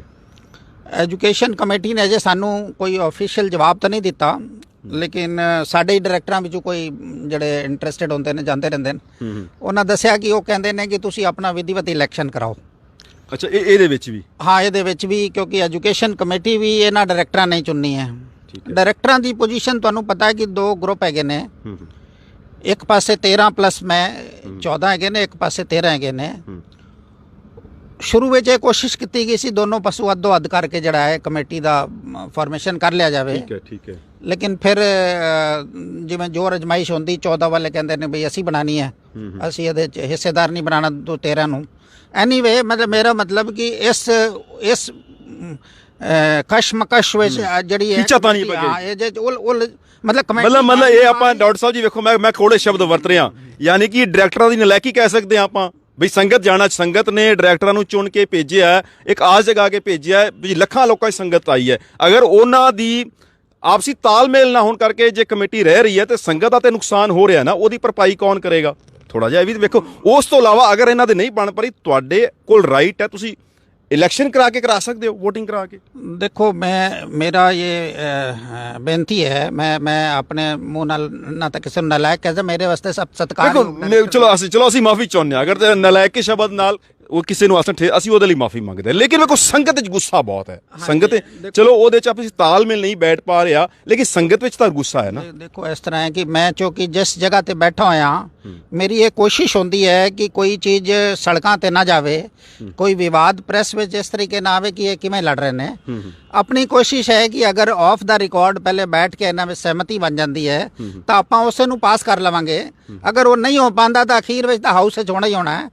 ਤੇ ਅੱਛਾ, ਮਤਲਬ ਤੁਹਾਡੀ ਕੋਸ਼ਿਸ਼ ਹੈ ਕਿ ਤਾਲਮੇਲ ਬਿਠਾ ਕੇ ਕਰ ਲਿਆ ਜਾਏ। ਹਾਂਜੀ, ਨਹੀਂ ਤਾਂ ਲਾਸਟ ਆਪਸ਼ਨ ਤਾਂ ਫਿਰ ਹੈ ਹੀ ਹੈ। ਹਾਂਜੀ, ਮੇਰੀ ਕੋਸ਼ਿਸ਼ ਹਰ ਮੁੱਦੇ ਤੇ ਇਹੀ ਹੈਗੀ ਹੈ। ਹੁਣ ਪਹਿਲੇ ਵੀ ਆਪਾਂ ਕਮੇਟੀਆਂ ਅੱਧੋ ਅੱਧੇ ਬਣਾਈਆਂ ਨੇ। ਆਪਣੀ ਕੋਸ਼ਿਸ਼ ਇਹੀ ਹੈਗੀ ਹੈ ਕਿ ਰਲ ਮਿਲ ਕੇ ਕੰਮ ਕਰਾਂ। ਸੰਗਤ ਦੇ ਮੈਸੇਜ ਇਹ ਜਾ ਰਿਹਾ ਹੈ, ਐਜੂਕੇਸ਼ਨ ਕਮੇਟੀ ਦੇ ਵਿੱਚ 15-15 20-20 ਲੱਖ ਰੁਪਏ ਲੈ ਕੇ ਭਰਤੀ ਕੀਤੀ ਜਾਂਦੀ ਹੈ, ਜਿਹਦੇ ਕਰਕੇ ਸਭ ਨੂੰ ਲਾਲਚ ਹੈ ਉੱਥੇ ਦੀ ਕਮੇਟੀਆਂ ਦੇ ਵਿੱਚ ਸ਼ਾਮਲ ਹੋਣ ਦਾ, ਬਈ ਅਸੀਂ ਹੋਈਏ। ਕਿਉਂਕਿ ਜਿੱਥੇ ਲਾਲਚ ਨਹੀਂ ਉੱਥੇ ਕਮੇਟੀ ਬਣ ਜਾਣੀ ਚਾਹੀਦੀ ਹੈ। ਬਈ ਸਭ ਤੋਂ ਕਹਿੰਦੇ ਆ ਕਿ ਵੱਡੀ ਗੇਮ ਹੈ ਉੱਥੇ। ਇਹਦੇ ਵਿੱਚ ਤੁਸੀਂ ਸੰਗਤ ਨੂੰ ਕੀ ਕਹਿਣਾ ਚਾਹੁੰਦੇ ਹੋ? ਸੰਗਤ ਜਾਣਨਾ ਚਾਹੁੰਦੀ ਹੈ। ਦੇਖੋ, ਮੈਂ ਸੰਗਤ ਨੂੰ ਇਹੀ ਬੇਨਤੀ ਕਰਾਂਗਾ ਕਿ ਹੁਣ ਸਾਡੇ ਡਾਇਰੈਕਟਰਾਂ ਦੇ ਵਿੱਚੋਂ ਹੀ ਬੰਨੇ ਨੇ, ਤੇ ਮੈਂ ਕਹਾਂਗਾ ਸਾਫ਼ ਸੁਥਰੀ ਛਵੀ ਵਾਲੇ ਡਾਇਰੈਕਟਰ ਬਣਨ, ਇਹਦੇ ਵਿੱਚ ਅੱਗੇ ਆਣ, ਨਾਲੇ ਉਹ ਟਰਾਂਸਪੇਰੈਂਟ ਤਰੀਕੇ ਕੰਮ ਕਰਨ। ਬੇਸਿਕਲੀ ਸਭ ਤੋਂ ਪਹਿਲੇ ਆਪਾਂ ਤੈਅ ਕਰਨਾ ਹੈ ਕਿ ਕੌਣ ਉਹਦੇ ਪ੍ਰੈਜ਼ੀਡੈਂਟ ਬੰਦੇ ਨੇ, ਕੌਣ ਮੈਨੇਜਰ ਬੰਦੇ ਨੇ। ਹੁਣ ਉਹਨਾਂ ਦੀ ਉੱਤੇ ਬਹੁਤ ਵੱਡੀ ਜ਼ਿੰਮੇਵਾਰੀ ਹੋਏਗੀ ਕਿ ਉਹ ਸੰਗਤ ਦੇ ਵਿਸ਼ਵਾਸ ਤੇ ਆਪਣੇ ਆਪ ਨੂੰ ਖਰਾ ਉਤਰਨ। ਤੇ ਮੇਰੀ ਕੋਸ਼ਿਸ਼ ਹੈਗੀ ਕਿ ਬਗੈਰ ਕਿਸੇ ਝਗੜੇ ਦੇ, ਬਗੈਰ ਕਿਸੇ ਵਿਵਾਦ ਦੇ ਕਮੇਟੀਆਂ ਬਣਾ ਲੈਣ, ਕਿਉਂਕਿ ਅਲਟੀਮੇਟਲੀ ਭਰਤੀ ਉਹਨਾਂ ਕਰਨੀ ਹੈ। ਇਹਦੇ ਵਿੱਚ ਸਾਡਾ ਰੋਲ ਡਾਇਰੈਕਟ ਨਹੀਂ ਹੈਗਾ, ਕਿਉਂਕਿ ਪਹਿਲੇ ਐਜੂਕੇਸ਼ਨ ਕਮੇਟੀ ਦਾ ਰੋਲ। ਡਾਕਟਰ ਸਾਹਿਬ ਜੀ, ਤੁਸੀਂ ਬਹੁਤ ਸਨਮਾਨਿਤ ਅਹੁਦੇ ਤੇ ਹੋ, ਤੁਸੀਂ ਅਧਿਅਕਸ਼ ਹੋ ਤੇ ਸੰਗਤ ਤੁਹਾਡੇ ਤੇ ਹੀ ਬਹੁਤ ਆਸ ਹੈ। ਅਗਰ ਇਹਨਾਂ ਦਾ ਤਾਲਮੇਲ ਨਹੀਂ ਬੈਠ ਪਾ ਰਿਹਾ ਆਪਸ ਵਿੱਚ, ਉਸ ਕੰਡੀਸ਼ਨ ਵਿੱਚ ਸੰਗਤ ਜਾਣਾ ਚਾਹੁੰਦੀ, ਤੁਸੀਂ ਕਦੋਂ ਤੱਕ ਕਮੇਟੀ ਬਣਾਓਗੇ? ਦੇਖੋ, ਅਖੀਰ ਨੂੰ ਇਹ ਕੰਪਲਸ਼ਨ ਵੀ ਹੋ ਜਾਣਾ ਹੈ ਕਿ ਆਪਾਂ ਅਲਟੀਮੇਟਲੀ ਆਪਾਂ ਮੀਟਿੰਗ ਬੁਲਾਵਾਂਗੇ, ਮੀਟਿੰਗ ਦੇ ਅੰਦਰ ਹੀ ਫੈਸਲਾ ਹੋਏਗਾ। ਲੇਕਿਨ ਅਜੇ ਆਪਾਂ ਨੂੰ ਧੈर्य ਨਾਲ ਕੰਮ ਲੈ ਕੇ ਕੋਸ਼ਿਸ਼ ਕਰਨੀ ਚਾਹੀਦੀ ਹੈ ਕਿ ਜਦੋਂ ਤੱਕ ਉਮੀਦ ਹੈ ਤਾਲਮੇਲ ਆਪਸੀ ਬਣ ਜਾਏਗਾ। ਹਾਂ, ਮੈਂ ਹਰ ਚੀਜ਼ ਤੇ ਮੈਂ ਤਾਂ ਆਸ਼ਾਵਾਨੀ ਹੈਗਾ, ਸ਼ੁਰੂ ਤੋਂ ਹੀ ਆਸ਼ਾਵਾਨ ਹੈਗਾ। ਤੇ ਇੱਕ ਕਰਕੇ ਚੀਜ਼ਾਂ ਸੁਲਝਾ ਵੀ ਰਹੇ, ਕਿਉਂਕਿ ਵਿਵਾਦ ਬਹੁਤ ਜ਼ਿਆਦਾ ਸੀ, ਦੂਰੀਆਂ ਬਹੁਤ ਜ਼ਿਆਦਾ ਸੀ। ਹੁਣ ਆਪਾਂ ਇਕੱਠੇ ਰਲ ਮਿਲ ਕੇ ਕੰਮ ਵੀ ਕਰ। ਅੱਛਾ, ਵੈਸੇ ਇਹ ਗੱਲ ਵਧੀਆ ਹੋਈ ਹੈ, ਕਿਉਂਕਿ ਜੋ ਇੱਕ ਮੈਸੇਜ ਜਾ ਰਿਹਾ ਸੀ ਕਿ 2 ਗੁੱਟ ਬਣ ਚੁੱਕੇ ਨੇ, ਲੇਕਿਨ ਹੁਣ ਮੈਸੇਜ ਇਹ ਬੜਾ ਵਧੀਆ ਵਾਇਰਲ ਹੋ ਰਿਹਾ ਹੈ ਕਿ ਹੁਣ ਡਾਇਰੈਕਟਰਾਂ ਨੇ ਜਿਹੜੇ ਇਕੱਠਿਆਂ ਬਹਿਣਾ ਸ਼ੁਰੂ ਕਰ ਦਿੱਤਾ ਹੈ ਤੇ ਬੜੇ ਅੱਛੇ ਮਤੇ ਪਾਸ ਕੀਤੇ ਜਾ ਰਹੇ ਨੇ। ਜਿਵੇਂ ਡਾਕਟਰ ਸਾਹਿਬ ਨੇ ਦੱਸਿਆ ਕਿ ਵੀ ਗੁਰਦੁਆਰੇ ਦੇ ਗੋਲਕ ਦਾ ਸਿਸਟਮ ਬਹੁਤ ਵਧੀਆ ਹੈ। ਇੱਕ ਚੀਜ਼ ਹੋਰ ਡਾਕਟਰ ਸਾਹਿਬ, ਸਾਡੀ ਗੁਰਦੁਆਰਾ ਪ੍ਰਬੰਧਕ ਕਮੇਟੀ ਕੋਲ ਲਗਭਗ 700 ਏਕੜ ਜ਼ਮੀਨ ਹੈ। ਸੰਗਤ ਜੀ ਇਹ ਜ਼ਰੂਰ ਸੁਣ ਲਿਆ, ਬਹੁਤ ਮੈਂ ਕੰਮ ਦੀ ਗੱਲ ਤੁਹਾਨੂੰ ਦੱਸਣ ਜਾ ਰਿਹਾ। 700 ਏਕੜ ਜ਼ਮੀਨ ਦੇ ਵਿੱਚ ਜਿਹੜੀ ਜ਼ਮੀਨ ਆਪਾਂ ਠੇਕੇ ਤੇ ਨਹੀਂ ਦਿੱਤੀ ਹੋਈ, ਹਾਲਾਂਕਿ ਕੁਝ ਇੱਕ ਦਾ ਡਾਇਰੈਕਟਰ ਮੈਨੂੰ ਇਹ ਗੱਲ ਹੋਈ, ਕਹਿੰਦਾ ਅਸੀਂ ਜ਼ਮੀਨ ਠੇਕੇ ਤੇ ਇਸ ਕਰਕੇ ਨਹੀਂ ਦੇ ਰਹੇ ਕਿ ਦੂਜੇ ਲੋਕ ਕਾਬਜ਼ ਹੋ ਜਾਣਗੇ। ਸਾਨੂੰ ਸਮਝ ਨਹੀਂ ਆਉਂਦੀ ਜੇ ਸਾਡੀ ਜ਼ਮੀਨ ਨੂੰ ਕੌਣ ਕਾਬਜ਼ ਕਰ ਲਏਗਾ। ਗੁਰਦੁਆਰਾ ਪ੍ਰਬੰਧਕ ਕਮੇਟੀ 700 ਏਕੜ ਜ਼ਮੀਨ ਜਿਹੜੀ ਖੇਤੀ ਕੀਤੀ ਜਾ ਰਹੀ ਹੈ, ਜਿਹੜੀ ਕਿ ਘਾਟੇ ਵਿੱਚ ਜਾ ਰਹੀ ਹੈ, ਅਗਰ ਉਹਨੂੰ ਠੇਕੇ ਦੇ ਵਿੱਚ ਤੁਸੀਂ ਦੇ ਦਿੰਦੇ ਹੋ ਤੇ ਆਟੋਮੈਟਿਕ ਘੱਟੋ ਘੱਟ ਕਰੋੜਾਂ ਦੇ ਵਿੱਚ ਪਰ ਈਅਰ ਹਰ ਸਾਲ ਜਿਹੜਾ ਰੈਵਨਿਊ ਹੈ ਉਹ ਗੁਰਦੁਆਰਾ ਕਮੇਟੀ ਵਿੱਚ ਆ ਸਕਦਾ ਹੈ। ਉਹਦੇ ਬਾਰੇ ਵੀ ਸਵਾਲ ਪੁੱਛਦੇ ਹਾਂ ਕਿ ਉਹਦੇ 'ਚ ਕੀ ਦਿੱਕਤ ਹੈ। ਡਾਕਟਰ ਸਾਹਿਬ ਜੀ, 700 ਏਕੜ ਦੇ ਕਰੀਬ ਜ਼ਮੀਨ ਸਾਡੀ ਹੈ।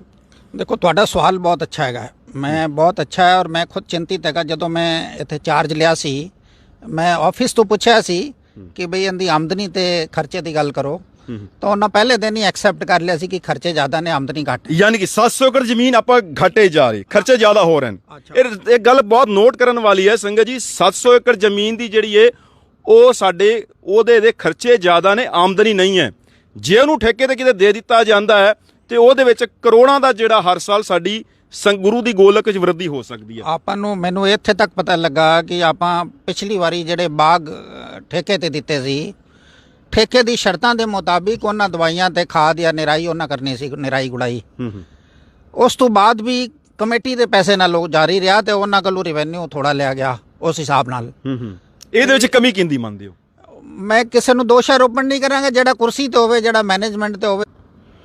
ਥੋੜੀ ਜੀ ਟੈਕਨੀਕਲ ਪ੍ਰੋਬਲਮ ਸੀ, ਮਾਫੀ ਚਾਹੁੰਦੇ ਆ। ਫਿਰ ਅਸੀਂ ਜੁੜ ਚੁੱਕੇ ਹਾਂ। ਡਾਕਟਰ ਸਾਹਿਬ ਜੀ ਕਿਹਦੇ ਇਹਦੀ ਕਮੀ ਕਿਹਦੀ? ਹੁਣ ਮੈਂ ਕਮੀ ਤਾਂ ਮੈਂ ਪਿਛਲਿਆਂ ਦੀ ਅਜੇ ਆਡਿਟ ਚੱਲ ਰਿਹਾ, ਆਡਿਟ ਦੇ ਬਾਅਦ ਆ ਜਾਏਗੀ, ਰਿਪੋਰਟ ਵੀ ਆ ਜਾਏਗੀ। ਪਿਛਲੇ 5 ਸਾਲ ਦਾ ਇੱਕ ਆਡਿਟ ਚੱਲ ਰਿਹਾ ਤੇ ਆਡਿਟ ਦੇ ਬਾਅਦ ਸਾਰੀ ਚੀਜ਼ਾਂ ਸਾਹਮਣੇ ਆ ਜਾਂਦੇ ਹੋ। ਜਿਹੜੀ ਵੀ ਚੀਜ਼ਾਂ ਨੇ ਸਾਹਮਣੇ ਰੱਖੀਆਂ ਜਾਣਗੀਆਂ, ਆਪਾਂ ਕੋਲ ਲੁਕਾਉਣ ਵਾਸਤੇ ਕੁਝ ਵੀ ਨਹੀਂ। ਡਾਕਟਰ ਸਾਹਿਬ ਜੀ 700 ਏਕੜ ਜ਼ਮੀਨ ਨੂੰ ਤੁਹਾਡੇ ਵੱਲੋਂ ਕੀ ਪ੍ਰਯਾਸ ਕੀਤਾ ਜਾ ਰਿਹਾ? ਹਾਂਜੀ, ਹੁਣ ਮੈਂ ਦੱਸ ਦਿਆਂ ਤੁਹਾਨੂੰ ਨਵਾਂ। ਸਾਡੇ ਡਾਇਰੈਕਟਰਾਂ ਵਿੱਚ ਇੱਕ ਵਾਰੀ ਵਿਚਾਰ ਵਿਮਰਸ਼ ਇਸ ਟੌਪਿਕ ਤੇ ਹੋਇਆ ਸੀ। ਕੁਝ ਲੋਕਾਂ ਦਾ ਮਤ ਸੀ ਕਿ ਠੇਕੇ ਤੇ ਦੇਣ ਤੇ ਜਿਹੜਾ ਹੈਗਾ ਉਹ ਕਬਜ਼ੇ ਹੋ ਜਾਣਗੇ, ਫਿਰ ਵਾਪਸ ਨਹੀਂ ਆਏਗਾ। ਇਹਨਾਂ ਕੋਈ 15-20 ਸਾਲ ਪੁਰਾਣੇ ਉਦਾਹਰਣ ਦੱਸੇ। ਉਹਦੇ ਨਾਲ ਇਹ ਥੋੜਾ ਜਿਹਾ ਵਿਊ ਬਣ ਰਿਹਾ ਹੈ। ਅਜੇ ਮੈਂ ਕਿਉਂਕਿ ਜਿਹੜੀ ਚੀਜ਼ ਪਾਸ ਨਹੀਂ ਹੈਗੀ ਉਹਨੂੰ ਮੈਂ ਦੱਸਣ ਦਾ ਹੱਕਦਾਰ ਨਹੀਂ ਆ, ਨਹੀਂ ਤਾਂ ਫਿਰ ਉਹ ਤਾਨਾਸ਼ਾਹੀ ਦਾ ਆਰੋਪ ਲੱਗਦਾ ਹੈ। ਬਿਲਕੁਲ, ਤੁਸੀਂ ਦੱਸੋ ਜੀ। ਤੇ ਹਾਂ, ਮੇਰਾ ਮਤਲਬ ਹੈ ਨਾ ਕਿ ਜਿਵੇਂ ਹੁਣ ਕੋਈ ਡਿਸੀਜਨ ਲੈਣੇ ਪੈਂਦੇ ਨੇ ਉਸੇ ਟਾਈਮ, ਉਹਨੂੰ ਹੁਣ ਤੁਸੀਂ ਤਾਨਾਸ਼ਾਹੀ ਕਹਿ ਲਓ ਜਾਂ ਵਿਵੇਕ ਕਹਿ ਲਓ, ਕਰਨਾ ਹੀ ਪੈਂਦਾ ਹੈ। ਅਗਰ ਮੈਂ ਦੇਖ ਰਿਹਾ ਕਿ ਇੱਥੇ ਰਸੀਦ ਗਲਤ ਕੱਟੀ ਜਾ ਰਹੀ ਹੈ, ਹੁਣ ਮੈਂ ਠੀਕ ਕਰਾਣਾ ਹੈ, ਤਾਂ ਮੈਂ ਕਮੇਟੀ ਦਾ ਵੇਟ ਨਹੀਂ ਕਰ ਸਕਦਾ, ਮੈਨੂੰ ਉਸੇ ਟਾਈਮ ਡੱਕਣਾ ਪੈਂਦਾ। ਇਸੇ ਕਰਕੇ ਤੁਹਾਨੂੰ ਯਾਨੀ ਕਿ ਤੁਹਾਨੂੰ ਲੱਗਦਾ ਕਿ ਜਿੱਥੇ ਦੁਰਵਰਤੋਂ ਹੋ ਰਹੀ ਤੁਸੀਂ ਤੁਰੰਤ ਰੋਕਦੇ ਹੋ, ਸਲਾਹ ਨਹੀਂ ਲੈਂਦੇ, ਤੇ ਤੁਹਾਨੂੰ ਕਹੇ ਤਾਂ ਤਾਨਾਸ਼ਾਹੀ ਰਵੱਈਆ। ਹਾਂਜੀ। ਆਪਾਂ ਹੁਣ ਗ੍ਰੰਥੀਆਂ ਦੀ ਆਪਾਂ ਤਨਖਾਹ ਵਧਾਈ ਹੈ। ਬਿਲਕੁਲ ਜੀ, ਗ੍ਰੰਥੀ ਇਹ ਬੜਾ ਵਧੀਆ ਕੰਮ ਕੀਤਾ। ਉੱਥੇ ਜਿਹੜੇ ਗ੍ਰੰਥੀ ਸਿੰਘ ਜਾਂ ਸੇਵਾਦਾਰ ਨੇ, ਉਹਨਾਂ ਦੀ ਜਿਹੜੀ ਬਿਲਡਿੰਗ, ਜਿਹੜੇ ਉਹਨਾਂ ਦੀ ਰਿਹਾਇਸ਼ ਹੈ, ਉਹ ਬਹੁਤ ਮਾੜੇ ਹਾਲਾਤਾਂ ਦੇ ਵਿੱਚ ਹੈ। ਤਨਖਾਹ ਵਿੱਚ ਵੀ ਇਹਨਾਂ ਨੇ ਵਰਦੀ ਕੀਤੀ ਹੈ। ਉਹ ਆਪਾਂ ਪੁੱਛਦੇ ਹਾਂ ਕਿੰਨੀ ਉੱਥੇ ਮਤਲਬ 2000-2500 ਦੇ ਆਸ-ਪਾਸ ਵਧਾਈ ਹੈ। ਕਿਸੇ ਦੀ 1000 ਹੈ, ਕਿਸੇ ਦੀ 1500 ਹੈ, ਜਿਵੇਂ ਡਿਜ਼ਰਵ ਕਰਦਾ। ਤੇ ਉਹਦੇ ਵਿੱਚ ਵੀ ਸਵਾਲ ਆ ਗਿਆ ਕਿ ਵੀ ਕਿਵੇਂ ਵਧਾ ਦਿੱਤੀ। ਮੈਂ ਫਿਰ ਮੈਨੇਜਰ ਸਾਹਿਬ ਨੂੰ ਪੁੱਛਿਆ, ਉਹਨਾਂ ਕਿਹਾ ਨਹੀਂ, ਪਹਿਲੇ ਵੀ ਪ੍ਰਧਾਨ ਸਾਹਿਬ ਵਧਾਉਂਦੇ ਰਹੇ ਨੇ। ਪਰ ਮੇਰਾ ਮਤਲਬ ਹੈ ਕਿ ਹਰ ਚੀਜ਼ ਜਿਹੜੀ ਹੁੰਦੀ ਹੈ ਉਹ ਕਮੇਟੀ ਦਾ ਇੰਤਜ਼ਾਰ ਨਹੀਂ ਕੀਤਾ ਜਾਂਦਾ। ਅਗਰ ਪਹਿਲੇ ਵੀ ਪ੍ਰਧਾਨ ਸਾਹਿਬ ਵਧਾਉਂਦੇ ਰਹੇ ਨੇ ਤਾਂ ਆਪਾਂ ਤਾਂ ਐਗਜ਼ੀਕਿਊਟਿਵ ਵਿੱਚ 4 ਲੋਕ ਰਲ ਕੇ ਮਿਲਾਨੇ। ਮਤਲਬ ਮੇਰੀ ਕੋਸ਼ਿਸ਼ ਹੁੰਦੀ ਕਿ ਐਗਜ਼ੀਕਿਊਟਿਵ ਕਿਸੇ ਵੀ ਸੰਸਥਾ ਵਿੱਚ ਜਿਹੜੇ ਪਦਾਧਿਕਾਰੀ ਬਣਾਏ ਜਾਂਦੇ ਨੇ, ਤੁਹਾਡਾ ਪ੍ਰਧਾਨ ਹੈ, ਜਨਰਲ ਸੈਕਟਰੀ ਹੈ, ਵਾਈਸ ਪ੍ਰੈਜ਼ੀਡੈਂਟ ਹੈ ਔਰ ਸੈਕਟਰੀ ਹੈ, ਇਹਨਾਂ ਦਾ ਕੋਈ ਵਿਵੇਕਤਾ ਹੈ ਨਾ? ਇਹਨਾਂ ਨੂੰ ਕਿਉਂ ਚੁਣਿਆ ਗਿਆ ਆਖਿਰ ਨੂੰ? ਮਤਲਬ ਉਹ ਕੁਝ ਚੀਜ਼ਾਂ ਬਈ ਤੁਸੀਂ ਤੁਰੰਤ ਡਿਸੀਜਨ ਲੈ ਸਕੋ, ਮੌਕੇ ਤੇ ਡਿਸੀਜਨ ਲੈਣ ਵਾਸਤੇ ਹੀ ਇਹਨਾਂ ਨੂੰ ਬਿਠਾਇਆ ਗਿਆ, ਨੁਮਾਇੰਦਗੀ ਵਾਸਤੇ ਬਿਠਾਇਆ ਗਿਆ ਨਾ। ਕਿਸੇ ਵੀ ਟਾਈਮ ਉਸੇ ਟਾਈਮ ਐਕਸ਼ਨ ਲੈ ਲੈਣ ਤੇ ਵੇਟ ਨਾ ਕਰਨ। ਠੀਕ ਹੈ। ਦੂਸਰੀ ਚੀਜ਼ ਹੈ, ਜਹਾਂ ਤੱਕ ਫਾਰਮ ਦੀ ਗੱਲ ਹੈ ਜੀ, ਫਾਰਮ ਵਿੱਚ ਜਿਹੜੀ ਸਿਚੁਏਸ਼ਨ ਹੈਗੀ ਕਿ ਕਬਜ਼ੇ ਨਾ ਹੋ ਜਾਣੇ, ਉਹ ਨਾ ਹੈਗਾ। ਆਪਣਾ ਇਹ ਥੋੜਾ ਜਿਹਾ ਦੇਖਣ ਦੀ ਲੋੜ ਹੈ ਕਿ ਕੁਝ ਜ਼ਮੀਨਾਂ ਆਪਣੀਆਂ ਹੈਗੀਆਂ ਨੇ ਜਿਹੜੀ ਕੱਚੀਆਂ ਨੇ ਤੇ ਕਬਜ਼ੇ ਆਪਣੇ ਕੋਲ ਨੇ। ਠੀਕ ਹੈ। ਮੇਰੇ ਵਿਚਾਰ ਨੇ ਉਹਨਾਂ ਵਿੱਚ ਤਾਂ ਆਪਾਂ ਨੂੰ ਪਲਾਂਟੇਸ਼ਨ ਕਰ ਲੈਣਾ ਚਾਹੀਦਾ ਹੈ ਤੇ ਬਾਗ ਜਾਂ ਯੂਕੈਲਿਪਟਸ ਜਾਂ ਤੁਹਾਡਾ ਪਪੂਲਰ ਇਸ ਤਰ੍ਹਾਂ ਦਾ ਗੁਰਦੁਆਰਾ ਕਮੇਟੀ ਦੇ ਅਧੀਨ ਹੀ। ਅੱਛਾ ਡਾਕਟਰ ਸਾਹਿਬ, ਇਦਾਂ ਨਹੀਂ ਹੋ ਸਕਦਾ ਜਿਵੇਂ 50-50 ਏਕੜ ਦੇ ਫਾਰਮ ਬਣਾ ਦਿੱਤੇ ਜਾਣ, ਪੂਰਾ ਉਹਨੂੰ ਕਵਰਡ ਕਰ ਦਿੱਤਾ ਜਾਏ, ਭਾਵੇਂ ਜਿਵੇਂ ਤਾਰ ਬਾੜ ਕਰਕੇ ਜਾਂ ਜਿਹੜਾ ਵੀ ਪੱਕਾ ਸਿਸਟਮ, ਕਿਉਂਕਿ ਵੇਖੋ ਉਹ ਖਰਚਾ ਤਾਂ ਇੱਕ ਵਾਰ ਹੋਏਗਾ ਨਾ, ਉਸ ਤੋਂ ਬਾਅਦ ਜਿਵੇਂ ਕਰੋੜਾਂ ਦਾ ਰੈਵਨਿਊ ਹਰ ਸਾਲ ਆਉਣਾ ਹੈ, ਤੇ ਉਹ ਤਾਂ ਹਾਂਜੀ, ਮੈਂ ਉਹ ਗੱਲ ਆਪਣੀ ਪੂਰੀ ਕਰ ਲਵਾਂ ਕਿ ਜਿਹੜੀ ਕੱਚੀ ਜ਼ਮੀਨਾਂ ਨੇ ਉਹਦੇ ਵਿੱਚ ਜਾਂ ਲੋਵਰ ਹੈਗੀਆਂ ਨੇ, ਉਹਨੂੰ ਆਪਾਂ ਪਲਾਂਟੇਸ਼ਨ ਨਾਲ ਕਵਰ ਕਰ ਲਈ ਹੈ। ਜਿਹੜੀ ਪੱਕੀਆਂ ਜ਼ਮੀਨਾਂ ਨੇ ਉਹਨਾਂ ਨੂੰ ਆਪਾਂ ਠੇਕੇ ਤੇ ਦਈਏ। ਹੁਣ ਪੰਤ ਨਗਰ ਯੂਨੀਵਰਸਿਟੀ ਦਾ ਵੀ ਇਹੀ ਹਾਲਤ ਸੀ, ਉੱਥੇ ਫਾਰਮ ਲਗਾਤਾਰ 20 ਸਾਲ ਤੋਂ ਘਾਟੇ ਤੇ ਚੱਲ ਰਿਹਾ ਸੀ। ਉਹਨਾਂ ਹੁਣ ਠੇਕੇ ਵਾਲਾ, ਹੁਣ ਠੇਕਾ ਲੀਗਲਾਈਜ਼ ਹੋ ਗਿਆ, ਪਹਿਲੇ ਲੀਗਲ ਨਹੀਂ ਹੁੰਦਾ ਸੀ। ਯਾਨੀ ਕਿ ਹੁਣ ਜਿਵੇਂ ਕਬਜ਼ੇ ਵਾਲਾ ਨਹੀਂ ਹੋ ਸਕਦਾ ਬਗੈਰ ਲੀਗਲ, ਜਿਹਦੇ ਉੱਤੇ ਆਪਣਾ ਨਾਂ ਹੈਗਾ ਉਹਦੇ ਉੱਤੇ ਕਬਜ਼ਾ ਨਹੀਂ ਕਰ ਸਕਦਾ। ਯਾਨੀ ਕਿ ਜਿਹੜੀ ਕੱਚੀ ਜ਼ਮੀਨ ਹੈ ਉਹਦੇ ਤੁਸੀਂ ਗੁਰਦੁਆਰਾ ਦੀ ਉਹਦੇ ਆਪਾਂ ਲਗਭਗ ਕਿੰਨੀ ਹੋਏਗੀ? ਗੁਰਦੁਆਰੇ ਦਾ ਕਬਜ਼ਾ ਰੱਖਿਆ ਅੱਧੋ ਅੱਧ ਹੋਣੀ ਲਗਭਗ। ਤੇ ਦੂਸਰੀ ਚੀਜ਼ ਇਹ ਹੈਗੀ ਕਿ ਹੁਣ ਜਹਾਂ ਤੱਕ ਤੁਹਾਡਾ ਬੈਰੀਕੇਟਿੰਗ ਦੀ ਗੱਲ ਹੈ, ਇਸ ਸਾਲ ਆਪਾਂ ਯੂਕੈਲਿਪਟਸ ਦਾ ਪਲਾਨ ਕੀਤਾ ਹੈ ਕਿ ਜਿੰਨੇ ਆਪਣਾ ਬਾਉਂਡਰੀ ਹੈਗੀ ਹੈ ਉਹਦੇ ਉੱਤੇ ਯੂਕੈਲਿਪਟਸ ਦੇ 5-7 ਹਜ਼ਾਰ ਪੇੜ ਲਗਵਾਈਏ। ਠੀਕ ਹੈ। ਤੇ ਆਪਾਂ ਬਾਉਂਡਰੀ ਨੂੰ ਡਿਫਾਈਨ ਵੀ ਕਰਦੇ ਜਾਈਏ, ਨਾਲੇ ਉਹਦੀ ਆਮਦਨੀ ਹੋ ਜਾਏਗੀ ਗੁਰਦੁਆਰੇ ਦੀ। ਲੇਕਿਨ ਇਹ ਸਾਰੀ ਚੀਜ਼ਾਂ ਹੁਣ ਮੈਂ ਜਦੋਂ ਸਾਡੀ ਕਮੇਟੀ ਬੈਠੇਗੀ ਉਹਦੇ ਵਿੱਚ ਰੱਖਾਂਗਾ ਸਾਡੇ ਡਾਇਰੈਕਟਰਾਂ ਦੀ। ਅਗਰ ਤੁਸੀਂ ਕਰ ਦੋਗੇ ਕਿ ਤਾਨਾਸ਼ਾਹੀ ਰਵੱਈਆ? ਮੈਂ ਉਹਦੇ ਬਾਅਦ ਡਰ ਗਿਆ ਜੀ, ਮੈਂ ਐਵੇਂ ਤਾਨਾਸ਼ਾਹੀ ਕਰਦਾ ਰਹਾਂ, ਮੈਂ ਚੰਗਾ ਹੈਗਾ ਕਿ ਚਲੋ। ਅੱਛਾ doctor Sahib ji, future planning ਤੁਹਾਡੀ ਕੀ ਹੈਗੀ ਹੈ ਗੁਰਦੁਆਰਾ ਪ੍ਰਬੰਧਕ ਕਮੇਟੀ 'ਚ? ਹੋਰ ਕੀ ਤੁਹਾਨੂੰ ਲੱਗਦਾ ਕਿ ਸੁਧਾਰ ਦੀ ਬੜੀ ਵੱਡੀ ਗੁੰਜਾਇਸ਼ ਹੈ ਪਿਛਲੇ ਮੁਕਾਬਲੇ ਇਸ ਵਾਰ? ਦੇਖੋ 3-4 ਪੱਖ ਹੁੰਦੇ ਨੇ। ਇੱਕ ਆਪਣਾ ਫਾਰਮ ਪੱਖ ਹੈ, ਮੈਂ ਤੁਹਾਨੂੰ ਦੱਸ ਦਿੱਤਾ ਹੈ। ਆਮਦਨੀ ਵਧਾਉਣਾ, ਖਰਚੇ ਕੰਟਰੋਲ ਕਰਨਾ, ਤੇ ਤੀਸਰੀ ਚੀਜ਼ ਹੈਗੀ ਆਪਾਂ ਵੈਲਫੇਅਰ ਐਕਟੀਵਿਟੀਜ਼ ਵਧਾਈਏ। ਜਿਹੜਾ ਆਪਣਾ ਸਿੱਖ ਸਮਾਜ ਦੀ ਐਕਟੀਵਿਟੀਜ਼ ਹੈ, ਲੰਗਰ ਤੋਂ ਹਟ ਕੇ ਆਪਾਂ ਐਜੂਕੇਸ਼ਨ ਦੀ ਹੈ ਜਾਂ ਮੈਡੀਕਲ ਦੀ ਹੈ, ਯਾਨੀ ਕਿ ਲੰਗਰ ਦੇ ਨਾਲ ਨਾਲ ਦੂਜੀ ਵੀ ਕਰਾਈਏ।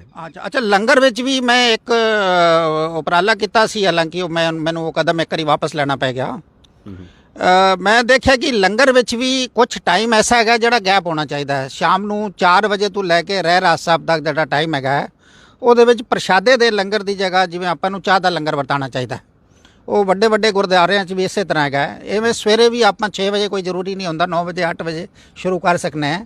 ਇੱਕ ਥੋੜਾ ਜਿਹਾ ਗੈਪ ਹੋਏਗਾ, ਉਹਦੇ ਦੋ ਫਾਇਦੇ ਹੋਣਗੇ। ਇੱਕ ਤਾਂ ਸਫਾਈ ਵੱਧ ਜਾਏਗੀ ਉਹਦੇ ਨਾਲ ਕਿ ਉਹਦੇ ਵਿੱਚ ਧੁਲਾਈ ਕੀਤੀ ਜਾਵੇ ਤੇ ਸਫਾਈ ਕੀਤੀ ਜਾਵੇ, ਔਰ ਦੂਸਰਾ ਜਿਹੜਾ ਹੈ ਉਸ ਦੌਰਾਨ ਲੰਗਰ ਬੰਦ ਨਾ ਕੀਤਾ ਹੈ, ਲੇਕਿਨ ਚਾਹ ਬਿਸਕੁਟ ਰਸ ਡਬਲ ਰੋਟੀ ਇਹਨਾਂ ਚੀਜ਼ਾਂ ਦਾ ਲੰਗਰ ਕੀਤਾ ਅਜੇ ਜਾਏ। ਸਿਸਟਮ ਕੰਟੀਨਿਊ ਲੰਗਰ ਚੱਲ ਰਿਹਾ। ਹਾਂਜੀ, ਅਜੇ ਕੰਟੀਨਿਊਸ ਚੱਲਦਾ ਹੈ। ਤੇ ਉਹਦੇ ਨਾਲ ਜਿਹੜਾ ਹੁੰਦਾ, ਜਦੋਂ ਆਪਾਂ ਇਸ ਤਰ੍ਹਾਂ ਦਾ ਉਪਰਾਲਾ ਕਰਨਾ ਹੈ ਤਾਂ ਉਹ ਸੰਗਤ ਵੀ ਡਿਸਪਲਿਨ ਹੋ ਜਾਂਦੀ ਹੈ। ਅਸੀਂ ਆਪਣੇ ਘਰ ਵੀ ਜਾਈਏ ਸ਼ਾਮ ਨੂੰ 5 ਵਜੇ ਤਾਂ ਅਸੀਂ ਕਹਿੰਦੇ ਹੁਣ ਰਹਿਣ ਦਿਓ, ਸ਼ਾਮ ਨੂੰ ਇਕੱਠਾ ਹੀ ਖਾਵਾਂਗੇ।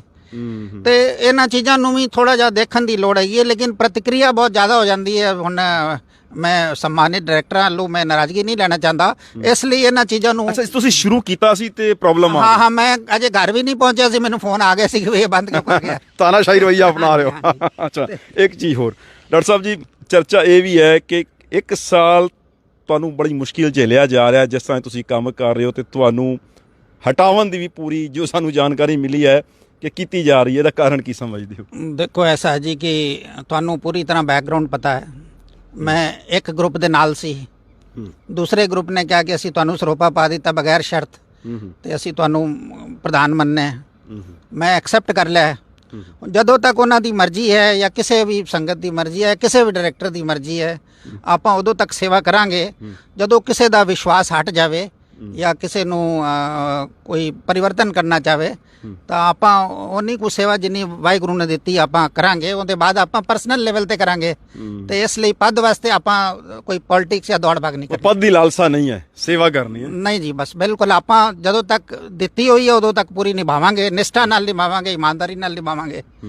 ਤੇ ਜਦੋਂ ਸੰਗਤ ਦੇ ਪ੍ਰਤੀਨਿਧੀ ਹੈਗੇ ਨੇ ਡਾਇਰੈਕਟਰ, ਤੋਂ ਸਤਿਕਾਰਯੋਗ ਡਾਇਰੈਕਟਰਾਂ ਦਾ ਜਿਹੜਾ ਵੀ ਫੈਸਲਾ ਹੋਏਗਾ ਆਪਾਂ ਨੂੰ ਸਿਰ ਮੱਥੇ।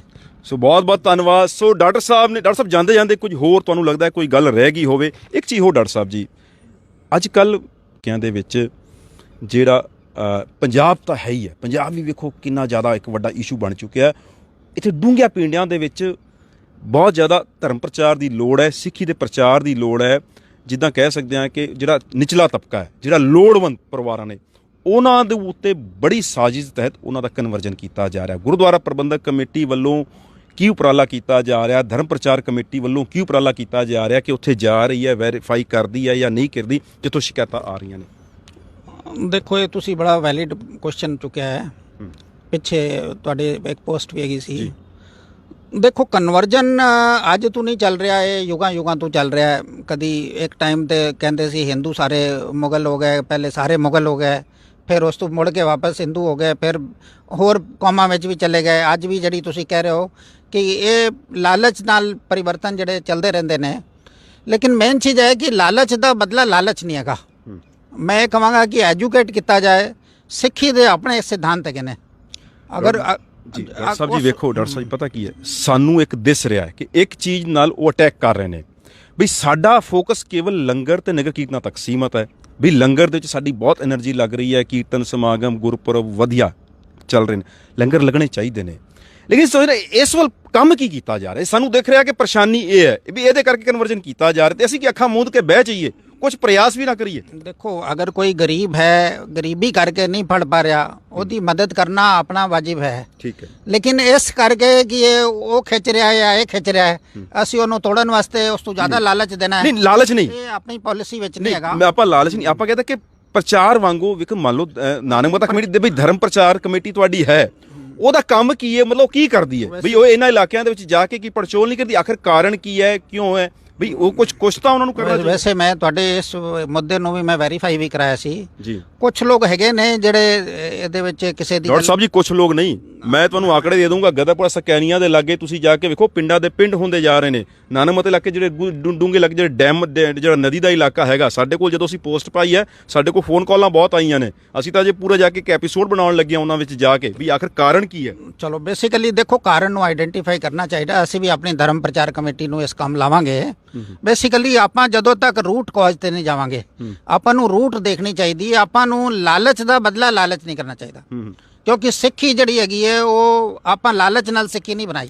ਡਾਕਟਰ ਸਾਹਿਬ ਜੀ, ਇੱਕ ਸੈਕਿੰਡ ਵੇਖੋ, ਆਪਾਂ ਤੁਹਾਡੀ ਗੱਲ ਨਾਲ ਸਹਿਮਤ ਹਾਂ, ਲੇਕਿਨ ਤੁਹਾਨੂੰ ਨਹੀਂ ਲੱਗਦਾ ਕਿ ਅੱਜ ਬੇਸਿਕ ਲੋੜ ਹੈ, ਬੱਚਿਆਂ ਦੀ ਐਜੂਕੇਸ਼ਨ ਦੀ ਬੇਸਿਕ ਲੋੜ ਹੈ, ਹੈਲਥ ਦੀ ਬੜੀ ਲੋੜ ਹੈ, ਸਾਡੀ ਕਮੇਟੀਆਂ ਨੂੰ ਗੁਰਦੁਆਰਾ ਪ੍ਰਬੰਧਕ ਜਿੱਥੇ ਬਜਟ ਹੈ ਕਰੋੜਾਂ ਦਾ, ਸੰਗਤ ਦਾ ਪੈਸਾ ਹੈ, ਨਾਲ ਦੇ ਨਾਲ ਗਰੀਬ ਸਿੱਖਾਂ ਦੇ ਬੱਚਿਆਂ ਦੇ ਲਈ ਕੋਈ ਉਪਰਾਲੇ ਨਹੀਂ ਕਰਨੇ ਚਾਹੀਦੇ ਸਾਨੂੰ? ਵੇਖੋ ਉਹ ਜਿਹੜਾ ਮੈਸੇਜ ਤਾਂ ਇਹੋ ਹੀ ਜਾਂਦਾ ਨਾ ਕਿ ਉਹ ਲਾਲਚ ਦੇ ਅਧੀਨ ਉਹਨਾਂ ਨੂੰ ਕੀ ਬੇਸਿਕ ਨੀਡ ਕਹੀ ਹੈ, ਅੱਜ ਲੋੜ ਹੈ। ਵੇਖੋ ਚੰਗੇ ਪੰਜਾਬ ਦੇ ਵਿੱਚ ਕਿੰਨਾ ਮਾੜੇ ਹਾਲਾਤ ਪੈ ਗਏ, ਖਤਰਾ ਪੈ ਚੁੱਕਿਆ ਜਿਸ ਤਰ੍ਹਾਂ ਦਾ ਕਨਵਰਜਨ ਕੀਤਾ ਜਾ ਰਿਹਾ। ਦੇਖੋ ਗੁਰਦੁਆਰਾ ਪ੍ਰਬੰਧਕ ਕਮੇਟੀਆਂ ਜਿਹੜੀਆਂ ਹੈਗੀਆਂ ਨੇ, ਇਸ ਔਰ ਹੁਣ ਤੱਕ ਕੋਈ ਵੀ ਕਮੇਟੀ, ਅਜੇ ਤੁਸੀਂ ਆਪ ਹੀ ਦੱਸਦੇ ਹੋ ਕਿ ਐਜੂਕੇਸ਼ਨ ਦਾ ਵੀ ਕੋਈ ਪ੍ਰੋਗਰਾਮ ਨਹੀਂ ਕੀਤਾ ਸੀ। ਜੀ ਬਿਲਕੁਲ। ਸਾਨੂੰ ਆਪ ਨਹੀਂ, ਵੇਖੋ ਅਸੀਂ ਐਪਰੀਸ਼ੀਏਟ ਕਰਦੇ ਹਾਂ ਤੁਸੀਂ ਜਿਹੜਾ ਉਪਰਾਲਾ ਜਿਹੜਾ ਤੁਸੀਂ ਸਨਮਾਨਿਤ ਕੀਤਾ, ਤੁਹਾਡੀ ਜਿੰਨੀ ਸ਼ਲਾਘਾ ਕੀਤੀ ਜਾਏ ਉਨੀ ਘੱਟ ਹੈ। ਦੇਖੋ ਮੇਰੀ ਉੱਥੇ ਟੀਚਰਸ ਵੀ ਜਿਹੜੇ ਨੇ ਸਕੂਲ ਦੀਆਂ, ਕਾਲਜ ਦੀਆਂ, ਉਹਨਾਂ ਵੀ ਕਿਹਾ ਕਿ ਮੈਨੂੰ 25 ਸਾਲ ਹੋ ਗਏ ਨੇ, ਮੈਂ ਅੱਜ ਪਹਿਲੀ ਵਾਰੀ ਮੈਂ ਡਾਕਟਰ ਸਾਹਿਬ ਜੀ ਸਾਨੂੰ ਐਨੀਵੇ ਮੈਂ ਇਹਦੇ ਨਾਲ ਸਿਰਫ ਇੰਨਾ ਮੈਸੇਜ ਦੇਣਾ ਚਾਹ ਰਿਹਾ, ਮੈਂ ਉਹ ਸਰਾਹਨਾ ਦੀ ਗੱਲ ਨਹੀਂ ਕਰ ਰਿਹਾ।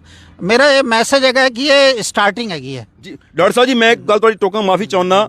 ਵੇਖੋ ਜਿਹੜਾ ਤੁਸੀਂ ਬੱਚਿਆਂ ਨੂੰ ਸਨਮਾਨਿਤ ਕੀਤਾ ਹੈ, ਸਨਮਾਨਿਤ ਕਰਨ ਦੇ ਵਿੱਚ ਮੇਰੇ ਖਿਆਲ ਤੁਹਾਡਾ ਖਰਚਾ 50,000 ਜਾਂ ਲੱਖ ਤੋਂ ਜ਼ਿਆਦਾ ਨਹੀਂ ਆਇਆ ਹੋਣਾ, ਇਸ ਤੋਂ ਜ਼ਿਆਦਾ ਨਹੀਂ ਆਇਆ ਹੋਣਾ। ਉਹਦੇ ਵਿੱਚ ਤੁਸੀਂ ਮੈਸੇਜ ਕਿੰਨਾ ਸੋਹਣਾ ਦੇਣ ਨੂੰ ਕਾਮਯਾਬ ਹੋ ਗਏ ਹੋ। ਮੈਂ ਸੋਸ਼ਲ ਮੀਡੀਆ ਪੋਸਟਾਂ ਦੇਖ ਰਿਹਾ ਸੀ, ਹਰ ਬੰਦਾ ਤੁਹਾਡੀ ਸ਼ਲਾਘਾ ਕਰ ਰਿਹਾ ਸੀ। ਫੋਰਨ ਕੰਟਰੀਆਂ ਤੋਂ ਮੈਸੇਜ ਆ ਰਿਹਾ ਸੀ ਕਿ ਨਾਨਕ ਮਾਤਾ ਕਮੇਟੀ ਨੇ ਇਹ ਬਹੁਤ ਚੰਗਾ ਕੰਮ ਕੀਤਾ, ਬਹੁਤ ਵਧੀਆ ਸ਼ੁਰੂਆਤ ਕੀਤੀ ਹੈ। ਕਿਉਂ ਨਾ ਇਸ ਕੰਮ ਨੂੰ ਫਿਰ ਵਧਾਇਆ ਜਾਏ ਵੀ ਜਿਹੜੀ ਨੀਡ ਹੈ ਬਹੁਤ ਜ਼ਿਆਦਾ। ਮੇਰਾ ਮਤਲਬ ਇਹ ਆਪਣਾ ਪਹਿਲਾ ਕਦਮ ਹੈ। ਆਪਾਂ ਕੋਸ਼ਿਸ਼ ਕਰਾਂਗੇ ਕਿ ਆਪਾਂ ਸਲਾਹ ਮਸ਼ਵਰੇ ਦੇ ਨਾਲ, ਆਪਣੇ ਕਮੇਟੀ ਦੇ ਨਾਲ ਵੀ ਸਲਾਹ ਮਸ਼ਵਰਾ ਕਰਕੇ ਜਿੱਥੇ ਨੀਡ ਹੈਗੀ, ਜਿੱਥੇ ਆਵਸ਼ਕਤਾ ਹੈਗੀ, ਜਿੱਥੇ ਅਟੈਕ ਕਰਨ ਦੀ ਲੋੜ ਹੈਗੀ ਹੈ, ਉਹ ਕੰਮ ਆਪਾਂ ਜੋੜਾਂਗੇ। ਕਿਉਂਕਿ ਇਹ ਨਵੇਂ ਕੰਮ ਹੈਗੇ ਨੇ, ਇਹਨਾਂ ਚੀਜ਼ਾਂ ਨੂੰ ਆਪਾਂ ਸੋਚ ਸਮਝ ਕੇ ਇਹਦੇ ਵਿੱਚ ਸਟੈਪ ਇਨ ਕਰਨਾ ਪਏਗਾ।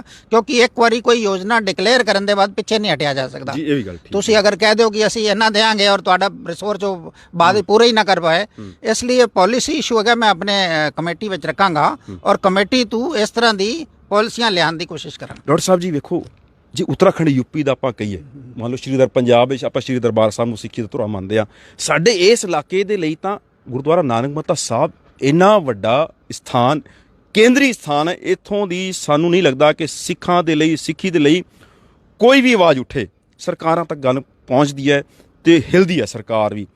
ਕਿਉਂ ਨਾ ਇੱਥੋਂ ਹੀ ਆਪਾਂ ਦਰਬਾਰ ਸਾਹਿਬ ਵਰਗਾ ਮਾਹੌਲ ਕ੍ਰੀਏਟ ਕਰੀਏ, ਇਸ ਨੂੰ ਇਸ ਤਰ੍ਹਾਂ ਡਿਵੈਲਪ ਕਰੀਏ ਕਿ ਇੱਕ ਮਿਸਾਲ ਬਣੇ ਇਹ ਸਾਡੀ ਗੁਰਦੁਆਰਾ ਜੀ। ਤੁਹਾਨੂੰ ਹੁਣ ਚਲੋ ਸੇਵਾ ਮਿਲੀ ਹੋਈ ਹੈ, ਇਸ ਹੋਰ ਤੁਹਾਡੇ ਲਈ ਕੀ ਕੋਈ ਖਾਸ ਰਣਨੀਤੀ ਹੈਗੀ ਹੈ? ਦੇਖੋ ਆਪਾਂ ਗੁਰੂ ਘਰ ਦੇ ਇੱਕ ਛੋਟੇ ਜਿਹੇ ਸੇਵਕ ਹੈ।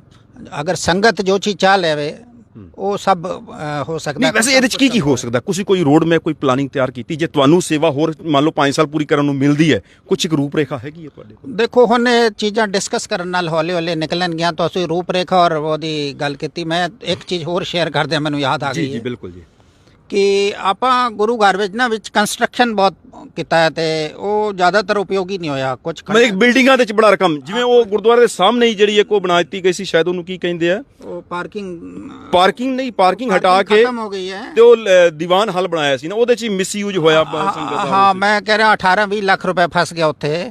ਇਸੇ ਤਰੀਕੇ ਆਪਾਂ ਬੱਚਿਆਂ ਦੀ, ਲੜਕੀਆਂ ਦਾ ਇੱਕ ਕਾਲਜ ਬਣਾਇਆ ਹੋਇਆ, ਅੱਜ ਬਿਲਡਿੰਗ ਅੱਧੇ ਪਈ ਹੋਈ ਹੈ, ਅਪੂਰਨ ਹੈਗੀ ਹੈ। ਉਹਦੇ ਉੱਤੇ ਵੀ ਫਿਰ ਕਾਫੀ ਪੈਸਾ ਅਜੇ ਉੱਤੇ ਵੀ ਲੱਗਣਾ ਹੈ।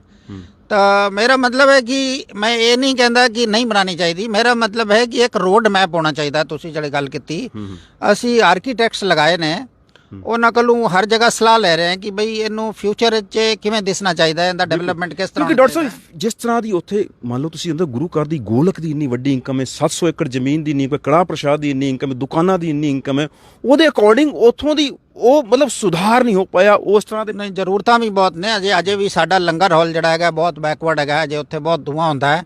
ਤੁਸੀਂ ਅੱਜ ਕੱਲ੍ਹ ਦੇਖਦੇ ਹੋ, ਬਲਕਿ ਮੈਂ ਰਾਧਾ ਸਵਾਮੀਆਂ ਦਾ ਸੁਣਿਆ ਸੀ ਕਿ ਉਹਨਾਂ ਦੇ ਲੰਗਰ 'ਚ ਧੂੰਆਂ ਨਹੀਂ ਹੁੰਦਾ। ਅਸੀਂ ਉਹਨਾਂ ਨੂੰ ਵੀ ਇੰਪਰੂਵ ਕਰਨਾ ਚਾਹੁੰਦੇ ਹਾਂ, ਹਾਈਟੈਕ ਜਿਵੇਂ ਆਪਾਂ ਹਾਈਟੈਕ ਲਾਣਾ ਚਾਹੁੰਦੇ ਹਨ।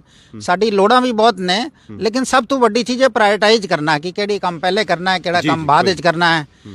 ਆਪਾਂ ਪਹਿਲੇ ਲੰਗਰ ਹਾਲ ਨੂੰ ਠੀਕ ਕਰਨਾ ਹੈ ਕਿ ਪਹਿਲੇ ਕਾਲਜ ਨੂੰ ਠੀਕ ਕਰਨਾ ਹੈ ਕਿ ਪਹਿਲੇ ਆਪਾਂ ਪਾਰਕਿੰਗ ਦਾ ਬਣਾਉਣਾ ਹੈ, ਕਿਉਂਕਿ ਤੁਹਾਡੇ ਕੋਲ ਰਿਸੋਰਸ ਤਾਂ ਲਿਮਿਟਡ ਹੀ ਹਨ। ਜੀ ਜੀ।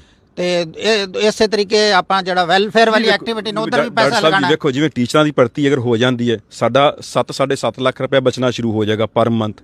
ਜੇ ਜਿਹੜੇ ਸਾਡੇ ਫਾਰਮ ਜਿਹੜੇ ਨੇ ਉਹ ਠੇਕੇ ਤੇ ਚੜ ਜਾਂਦੇ ਨੇ, ਪਰ ਈਅਰ ਸਾਨੂੰ 2-3 ਕਰੋੜ ਦੀ ਇਨਕਮ ਉੱਥੋਂ ਸ਼ੁਰੂ ਹੋ ਜਾਂਦੀ ਹੈ।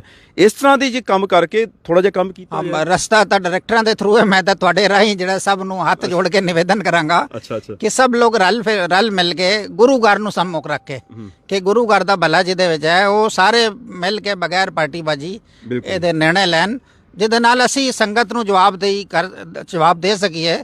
ਤੁਸੀਂ ਮੈਨੂੰ ਮੌਕਾ ਦਿੱਤਾ ਰੂਬਰੂ ਹੋਣ ਵਾਸਤੇ ਜੀ ਜੀ ਔਰ ਮੈਂ ਚਾਹਨਾ ਕਿ ਮੈਂ ਹਮੇਸ਼ਾ ਆਵਾਂ ਤੇ ਤੁਸੀਂ ਬਿਲਕੁਲ ਜੀ ਵੇਖੋ ਇਹ ਵੇਖੋ ਬੜੀ ਹਿੰਮਤ ਵਾਲਾ ਕੰਮ ਹੈ ਕਿ ਸੰਗਤ ਦੀ ਕਚਹਿਰੀ ਚ ਆ ਕੇ ਸਾਡੇ ਜਵਾਬ ਦੇਣਾ, ਸੰਗਤ ਦੇ ਜਵਾਬ ਦੇਣਾ, ਇਹਦੇ ਲਈ ਅਸੀਂ ਤੁਹਾਨੂੰ ਦਾਤ ਦਿੰਦੇ ਹਾਂ ਤੇ ਤੁਹਾਨੂੰ ਐਪਰੀਸ਼ੀਏਟ ਵੀ ਕਰਨੇ ਆ ਕਿ ਤੁਸੀਂ ਇੱਕ ਦਿਲ ਵਿਖਾਇਆ। ਕਿਉਂਕਿ ਮੈਂ ਪਿਛਲੇ ਕੁਝ ਦਿਨਾਂ ਤੋਂ ਮੈਂ ਡਾਇਰੈਕਟਰਾਂ ਦੇ ਟੱਚ ਵਿੱਚ ਸੀਗਾ, ਅਸੀਂ ਉਹਨਾਂ ਨੂੰ ਕੋਸ਼ਿਸ਼ ਕਰਾਂਗੇ ਤੁਸੀਂ ਆਓ, ਸਾਡੇ ਆਪਣੀ ਗੱਲ ਰੱਖੋ, ਸਾਡੇ ਸਵਾਲਾਂ ਜਵਾਬ ਦਿਓ। ਕਿਸੇ ਨੇ ਸਾਨੂੰ ਪ੍ਰਵਾਨਗੀ ਨਹੀਂ ਦਿੱਤੀ, ਕਹਿੰਦੇ ਆ ਕਿ ਅਸੀਂ ਰੁਕ ਕੇ ਆਵਾਂਗੇ ਜਾਂ, ਲੇਕਿਨ ਤੁਹਾਡੀ ਤੁਸੀਂ ਇੱਕਦਮ ਚਲੋ ਤਿਆਰ ਹੋਏ, ਇਹਦੇ ਲਈ ਸਾਨੂੰ ਲੱਗਦਾ ਹੈ ਕਿ ਸੰਗਤ ਦੇ ਵਿੱਚ ਵਧੀਆ ਮੈਸੇਜ ਤੁਹਾਨੂੰ ਜਦੋਂ ਕੋਈ ਸ਼ੰਕਾ ਹੋਵੇ ਤੁਸੀਂ ਮੇਰੇ ਕੋਲੋਂ ਸਿੱਧਾ ਸਵਾਲ ਕਰੋ, ਮੈਨੂੰ ਜਿੰਨੀ ਬੁੱਧੀ ਹੋਏਗੀ ਮੈਂ ਆਪਣੇ ਸਾਹਮਣੇ ਜਵਾਬ। ਬਿਲਕੁਲ ਅਸੀਂ ਹੁਣ ਕੋਸ਼ਿਸ਼ ਕਰਨੇ ਆ, ਸੰਗਤ ਦੇ ਕੋਈ ਸਵਾਲ ਆ ਰਹੇ ਹੋਣਗੇ, ਭਾਜੀ ਇਹ ਮੋਬਾਈਲ ਦਿਆ ਜੇ, ਤੁਸੀਂ ਇਹਦੇ ਵਿੱਚ ਸਵਾਲ ਕਰ ਸਕਦੇ ਹੋ। ਡਾਕਟਰ ਸਾਹਿਬ ਤੁਸੀਂ ਲਾਈਵ ਪੁੱਛਣ ਦੀ ਕੋਸ਼ਿਸ਼ ਕਰਾਂਗੇ ਕਿ ਸੰਗਤ ਦੇ ਸਵਾਲ ਕੀ ਨੇ। ਸੰਗਤ ਦੀ ਕਚਹਿਰੀ 'ਚ ਅੱਜ ਡਾਕਟਰ ਸਾਹਿਬ ਹਾਜ਼ਰ ਹੋਏ ਨੇ ਤੇ ਉਮੀਦ ਕਰਦਾ ਕਿ ਬਹੁਤ ਚੀਜ਼ਾਂ ਜਿਹੜੀਆਂ ਨੇ ਉਹ ਕਲੀਅਰ ਹੋਈਆਂ ਹੋਣਗੀਆਂ। ਹੁਣ ਅਸੀਂ ਲਾਈਵ ਕੋਸ਼ਿਸ਼ ਕਰਦੇ ਹਾਂ ਕਿ ਸੰਗਤ ਦੇ ਕਮੈਂਟਸ ਕੀ ਆ ਰਹੇ ਨੇ, ਕੋਸ਼ਿਸ਼ ਕਰਾਂਗੇ ਕੁਝ ਇਹਨਾਂ ਦੇ ਸੰਗਤ ਦੇ ਜਿਹੜੇ ਨੇ ਜਵਾਬ ਉਹ ਲਈਏ। ਭਾਜੀ ਦਿਆ ਜੇ मोबाइल। धर्म प्रचार कमेटी काम नहीं कर रही, उसका सुधार जरूरी है। डॉक्टर साहब जी ये सवाल आया, धर्म प्रचार कमेटी कोई काम नहीं कर रही है, ਉਹਦਾ ਸੁਧਾਰ ਜ਼ਰੂਰ ਕਰੋ। ਦੇਖੋ ਜਿਹੜਾ ਪਿਛਲਾ ਸਿੱਖਿਆ ਵਾਲਾ ਪ੍ਰੋਗਰਾਮ ਹੋਇਆ ਧਰਮ ਪ੍ਰਚਾਰ ਸਮਿਤੀ ਨਹੀਂ ਕੀਤਾ ਹੈ ਤੇ ਜਿਹੜਾ ਹੁਣ ਅੱਗੇ ਆਪਣਾ ਦਸਤਾਰ ਵਾਲਾ ਕੰਪੀਟੀਸ਼ਨ ਹੈ ਉਹ ਵੀ ਧਰਮ ਪ੍ਰਚਾਰ ਕਮੇਟੀ ਕਰੇਗੀ ਤੇ ਕੰਮ ਅਗਰ ਕੋਈ ਨਹੀਂ ਕਰ ਰਿਹਾ ਤਾਂ ਆਪਾਂ ਕਮੇਟੀ ਉਹਦੇ 'ਚ ਜ਼ਿੰਮੇਦਾਰ ਹੈਗੀ ਪੂਰੀ, ਅਸੀਂ ਉਸ ਜ਼ਿੰਮੇਦਾਰੀ ਤੋਂ ਪਿੱਛੇ ਨਹੀਂ ਹਟਦੇ, ਸਭ ਰਲ ਮਿਲ ਕੇ ਕਰਾਂਗੇ। ਜੀ ਜੀ ਹੋ ਪ੍ਰਧਾਨ ਜੀ ਦੀ ਸੋਚ ਬਹੁਤ ਵਧੀਆ ਹੈ। ਭਾਈ ਗੁਰਿੰਦਰ ਸਿੰਘ ਜੀ ਕਹਿੰਦੇ ਠੀਕ ਹੈ। ਚਾਵਲਾ ਜੀ ਪ੍ਰਧਾਨ ਜੀ ਨੂੰ ਗੱਲ ਨੂੰ ਪੂਰੀ ਹੋਣ ਦਿੱਤਾ ਕਰੋ, ਇਹ ਮੇਰੇ ਲਈ ਉਹਨਾਂ ਨੇ ਤਾੜਨਾ ਕੀਤੀ ਹੈ। ਕੁਝ ਕਹਿੰਦੇ ਚਾਵਲਾ ਜੀ ਤੁਸੀਂ ਪ੍ਰਧਾਨ ਜੀ ਦੀ ਪੂਰੀ ਗੱਲ ਨਹੀਂ ਸੁਣ ਰਹੇ ਹੋ, ਪਹਿਲਾਂ ਆਪਣਾ ਸਵਾਲ ਰੱਖ ਦਿੰਦੇ ਹੋ। ਚਲੋ ਹੋਰ ਜਿਹੜੇ ਕੋਈ ਸਵਾਲ ਰੱਖਣਾ ਚਾਹੁੰਦੇ ਹੋ ਜ਼ਰੂਰ ਰੱਖੋ, ਇਹਦੇ 'ਚ ਮੈਂ ਕੁਝ ਹੋਰ ਕੋਸ਼ਿਸ਼ ਕਰਦਾ। ਇਹ ਲਾਈਵ ਟੈਲੀਕਾਸਟ ਚੱਲ ਰਿਹਾ, ਕੁਝ ਹੋਰ ਆਪਣੇ ਕੋਈ ਸਵਾਲ ਰੱਖਣਾ ਚਾਹੇ। ਸਿਰਫ ਹमें ਸਕੂਲ ਚਾਹੀਏ ਜਹਾਂ ਸਿੱਖ ਧਰਮ ਔਰ ਪੰਜਾਬੀ ਭਾਸ਼ਾ। ਡਾਕਟਰ ਸਾਹਿਬ ਜੀ ਐਜੂਕੇਸ਼ਨ ਦੇ ਲਈ ਬਹੁਤ ਕਮੈਂਟ ਆ ਰਹੇ ਨੇ ਕਿ ਐਜੂਕੇਸ਼ਨ ਦੇ ਲਈ ਥੋੜਾ ਜਿਹਾ ਵੇਖਣਾ ਚਾਹੀਦਾ। ਤੁਸੀਂ ਆਪਣੇ ਰਾਹੀਂ ਜਿਹੜਾ ਸਾਡੇ ਡਾਇਰੈਕਟਰਾਂ ਨੂੰ ਵੀ ਬੇਨਤੀ ਕਰੋ ਕਿ ਉਹ ਛੇਤੀ ਇਸ ਬਾਰੇ ਫੈਸਲਾ ਕਰਨ। ਡਾਕਟਰ ਸਾਹਿਬ ਜੀ ਪਤਾ ਕੀ ਹੈ, ਵੇਖੋ ਇਹ ਜਿਹੜੇ ਸਵਾਲ ਇਹ ਇਕੱਲੇ ਤੁਹਾਨੂੰ ਨਹੀਂ ਨੇ, ਇਹ ਪੂਰੀ ਕਮੇਟੀ ਨੂੰ ਨੇ ਤੁਹਾਡੇ ਸਵਾਲ। ਇਹ ਤੁਸੀਂ ਇਹ ਨਾ ਕਹੋ ਕਿ ਮੈਂ ਤੁਹਾਨੂੰ ਟਾਰਗੇਟ ਕਰ ਰਿਹਾ ਕਰਨ। ਮੈਂ ਤਾਂ ਕਰਨਾ ਚਾਹਨਾ, ਛੇਤੀ ਕਰਨਾ ਚਾਹਨਾ ਕਿ ਜਲਦੀ ਇਹਦਾ ਨਿਰਣਾ ਹੋ ਜਾਵੇ ਔਰ ਕੰਮ ਕਰਨ। ਬੇਸਿਕਲੀ ਆਪਾਂ ਕੰਮ ਵਿੱਚ ਇੰਟਰਸਟਿਡ ਹੈਗੇ। ਪ੍ਰਧਾਨ ਜੀ ਦੀ ਸੋਚ ਤੇ ਸਾਨੂੰ ਮਾਣ ਹੈ, ਇਹ ਸਰਨਜੀਤ ਸਿੰਘ ਜੀ ਕਹਿੰਦੇ। ਠੀਕ ਹੈ, ਥੈਂਕ ਯੂ ਭਾਜੀ। एक और बलविंदर सिंह जी का सवाल आया कि हरबंस जी रुपए पैसे आपके घर से नहीं खर्च होंगे, सिखों के पैसे और वह सिखों पर खर्च होने चाहिए। चलो एक सवाल हो, सिख बच्चों ਲਈ ਚੰਗੇ ਸਕੂਲ ਇੰਸਟੀਚਿਊਟ ਜਿਹਦੇ ਵਿੱਚ ਸਿੱਖ ਬੱਚੇ IPS IAS ਦੀ ਤਿਆਰੀ ਕਰ ਸਕਣ। ਡਾਕਟਰ ਸਾਹਿਬ ਨਵੀਂ ਪਨੀਰੀ ਜਿਹੜੀ ਸਾਡੀ ਕਰੀਮ ਨਿਕਲ ਕੇ ਆਈ ਹੈ ਉਹਦੇ ਲਈ ਕੁਝ ਜ਼ਰੂਰ ਮੈਂ ਅਜੇ ਤੁਹਾਨੂੰ ਬੇਨਤੀ ਕੀਤੀ ਸੀ ਕਿ IAS PCS ਵਾਸਤੇ ਮੈਂ ਚਾਹਨਾ ਕਿ ਸਿੱਖ ਬੱਚੇ ਜਿਹੜਾ ਪ੍ਰੀਲਿਮਿਨਰੀ ਕ੍ਰਾਸ ਕਰ ਲੈਂਦੇ ਨੇ, ਜਦੋਂ ਤੱਕ ਸਾਡੇ ਕੋਲ ਇੰਸਟੀਚਿਊਟ ਨਹੀਂ, ਮੇਰੇ ਖਿਆਲ ਆਪਾਂ ਉਨੀ ਅੱਛੀ ਇੰਸਟੀਚਿਊਟ ਇੱਥੇ ਬਣਾ ਵੀ ਨਹੀਂ ਪਾਵਾਂਗੇ। ਅਗਰ ਉਹ ਦਿੱਲੀ ਚਲੇ ਜਾਣ, ਅੱਛੇ 2-3 ਕੋਚਿੰਗ ਸੈਂਟਰ ਹੈਗੇ ਨੇ ਤਾਂ ਆਪਾਂ ਉਹਨਾਂ ਨੂੰ ਮਦਦ ਕਰ ਸਕਨੇ, ਆਪਾਂ ਫਾਈਨੈਂਸ਼ੀਅਲੀ ਮਦਦ ਕਰ ਸਕੇ। ਆਪਾਂ ਅਗਰ ਇਹ ਸੋਚੀਏ ਕਿ ਆਪਾਂ ਕੋਚਿੰਗ ਸੈਂਟਰ ਇੱਥੇ ਬਣਾਵਾਂਗੇ ਤਾਂ ਮੈਨੂੰ ਉਹਦਾ ਕੋਈ ਬਹੁਤ ਸਕੋਪ ਨਹੀਂ ਲੱਗਦਾ, ਕਿਉਂਕਿ ਆਲ ਇੰਡੀਆ ਕੰਪੀਟੀਸ਼ਨ ਹੈ। ਦਿੱਲੀ ਇੱਕ ਤੋਂ ਇੱਕ ਅੱਛੇ ਕੋਚਿੰਗ ਇੰਸਟੀਚਿਊਟਸ ਹੈਗੇ ਨੇ ਔਰ ਸਾਨੂੰ ਆਪਣੇ ਬੱਚਿਆਂ ਨੂੰ ਉੱਥੇ ਹੀ ਭੇਜਣਾ ਚਾਹੀਦਾ ਜਿੱਥੇ ਅੱਛਾ ਕੰਪੀਟੀਸ਼ਨ ਕਰ ਸਕਣ। ਪ੍ਰਧਾਨ ਜੀ ਨੂੰ ਗੁਰੂ ਨਾਨਕ ਸਾਹਿਬ ਜੀ ਦਾ ਬਲ ਬਖਸ਼ਣ। ਅਮਰਜੀਤ ਸਿੰਘ ਜੀ ਕਹਿੰਦੇ ਆ ਤੁਹਾਨੂੰ ਗੁਰੂ ਸਾਹਿਬ ਜੀ ਅਰਦਾਸ ਕਰ ਰਹੇ ਤੁਹਾਡੇ ਉਹਦੇ ਵਾਸਤੇ ਕਿ ਤੁਹਾਨੂੰ ਹਿੰਮਤ ਬਖਸ਼ਣ, ਤੁਸੀਂ ਕੰਮ ਕਰਦੇ ਰਹੋ ਸੰਗਤ ਦੀ ਤਾਕਤ ਨਾਲ ਹੀ ਜੀ। ਚਲੋ ਬਿਲਕੁਲ ਜੀ, ਤੁਸੀਂ ਕਮੈਂਟ ਆਪਣੇ ਜ਼ਰੂਰ ਕਰੋ। ਕਮੈਂਟ ਵੇਖੋ, ਜਦੋਂ ਅਸੀਂ ਪ੍ਰੋਗਰਾਮ ਕਰਨਾ ਹੈ ਤੇ ਬਹੁਤ એનર્ਜੀ ਲੱਗਦੀ ਹੈ, ਬਹੁਤ ਮਿਹਨਤ ਲੱਗਦੀ ਹੈ ਤੇ ਤੁਹਾਡੇ ਤੋਂ ਬਗੈਰ ਫਿਰ ਅਸੀਂ ਅੱਜ ਮਿਹਨਤ ਕੀਤੀ ਹੈ ਤੇ ਫਿਰ ਤੁਸੀਂ ਆਪਣੀ ਰਾਏ ਇਹਦੇ 'ਚ ਦਿਓ ਜ਼ਰੂਰ।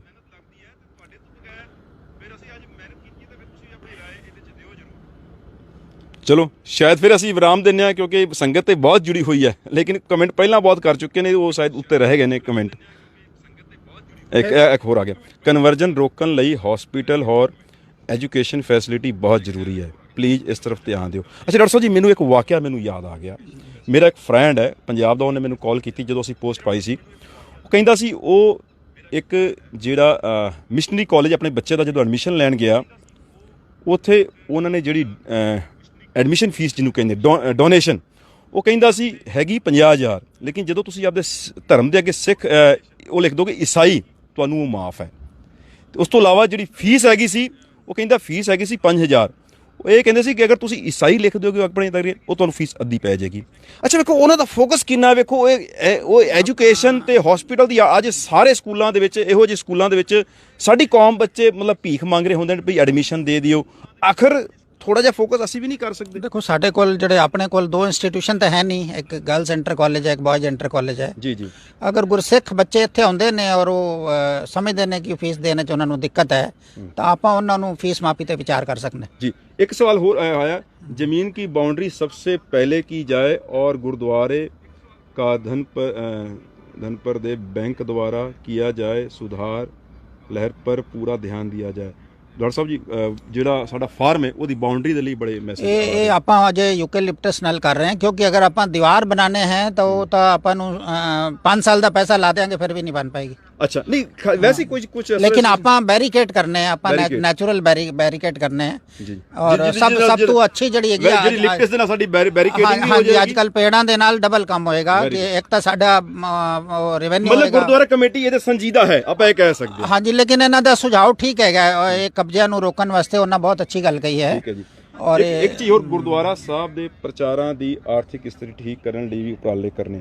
ਗੁਰਦੁਆਰਾ ਸਾਹਿਬ ਦੇ ਪ੍ਰਚਾਰ ਯਾਨੀ ਕਿ ਪ੍ਰਚਾਰਕਾਂ ਬਾਰੇ ਕਹਿ ਰਹੇ ਹੋਣੇ ਗੁਰਵਿੰਦਰ ਸਿੰਘ ਜੀ। ਚਲੋ ਕਮੇਟੀ ਨੂੰ ਬੇਨਤੀ ਹੈ ਕਿ ਗੁਰਮਤਿ ਸੰਗੀਤ ਵਿਦਿਆਲਾ ਵੀ ਖੋਲਿਆ ਜਾਏ। ਬਾਕੀ ਤੁਹਾਡੇ ਰਾਹੀਂ ਅਗਰ ਮੇਰੇ ਕੋਲ ਹੋਰ ਵੀ ਸੁਝਾਅ ਹੁੰਦੇ ਨੇ, ਹਰ ਸੁਝਾਅ ਦਾ ਸਵਾਗਤ ਹੈ।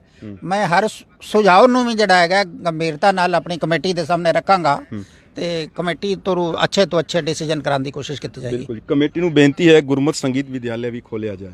ਗੁਰਮਤਿ ਸੰਗੀਤ ਵਿਦਿਆਲਾ ਵੀ ਨੋਟ ਕੀਤਾ। ਤੁਸੀਂ ਆਪਣੇ ਇਹਦੇ 'ਚ ਕਮੈਂਟ ਜ਼ਰੂਰ ਪਾਉਂਦੇ ਜਾਓ। ਵੇਖੋ ਕਮੈਂਟ ਜਿਹੜੇ ਤੁਹਾਡੇ ਨੇ ਇਸ ਪ੍ਰੋਗਰਾਮ ਨੂੰ ਪੂਰੀ ਗੁਰਦੁਆਰਾ ਪ੍ਰਬੰਧਕ ਕਮੇਟੀ ਦੇਖ ਰਹੀ ਹੈ, ਸਾਰੇ ਡਾਇਰੈਕਟਰ ਭੇਜ ਰਹੇ ਨੇ, ਦੇਖ ਰਹੇ ਨੇ, ਜਿਨ੍ਹਾਂ ਨੂੰ ਤੁਸੀਂ ਚੁਣ ਕੇ ਭੇਜਿਆ ਸੰਗਤ, ਲੱਖਾਂ ਸੰਗਤ ਵਿੱਚੋਂ ਉਹਨਾਂ ਨੂੰ ਚੁਣ ਕੇ ਭੇਜਿਆ।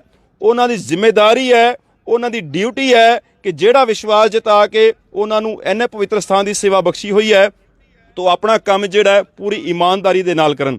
ਸੋ ਧੰਨਵਾਦ ਕਰਦੇ ਹਾਂ ਡਾਕਟਰ ਹਰਬੰਸ ਸਿੰਘ ਚੁੱਗ ਸਾਹਿਬ ਜੀ ਦਾ, ਜਿਨ੍ਹਾਂ ਨੇ ਇੱਕ ਇੱਕ ਸਵਾਲ ਦਾ ਸਾਡੇ ਜਵਾਬ ਦਿੱਤਾ ਹੈ, ਸੰਗਤ ਦੀ ਕਚਹਿਰੀ ਵਿੱਚ ਹਾਜ਼ਰ ਹੋਏ ਨੇ।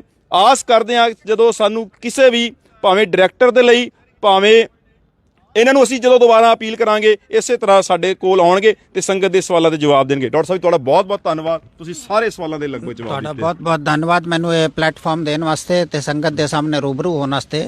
ਵਾਹਿਗੁਰੂ ਜੀ ਕਾ ਖਾਲਸਾ, ਵਾਹਿਗੁਰੂ ਜੀ ਕੀ ਫਤਿਹ। ਸੋ ਸੰਗਤ ਜੀ ਤੁਸੀਂ ਇਹਦੇ ਕਮੈਂਟ ਜ਼ਰੂਰ ਕਰ ਦਿਆ ਜੇ ਤੁਹਾਨੂੰ ਸਾਡਾ ਇਹ ਉਪਰਾਲਾ ਕਿਸ ਤਰ੍ਹਾਂ ਲੱਗਿਆ, ਕਿਉਂਕਿ ਅਸੀਂ ਚਾਹੁੰਦੇ ਹਾਂ ਕਿ ਜਿਹੜਾ ਸਾਡੇ ਯੂਪੀ ਅਤੇ ਉੱਤਰਾਖੰਡ ਦਾ ਇੰਨਾ ਵੱਡਾ ਧਾਰਮਿਕ ਸਥਾਨ ਜਿੱਥੋਂ ਦੀ ਅਸੀਂ ਬਹੁਤ ਕੁਝ ਹਾਸਲ ਕਰ ਸਕਦੇ ਹਾਂ ਤੇ ਉਹ ਅਸੀਂ ਉਹਦੀ ਐਕਟੀਵਿਟੀ ਅਸੀਂ ਤੁਹਾਨੂੰ ਦਿਖਾਉਣ ਦੀ ਕੋਸ਼ਿਸ਼ ਕਰਦੇ ਹਾਂ।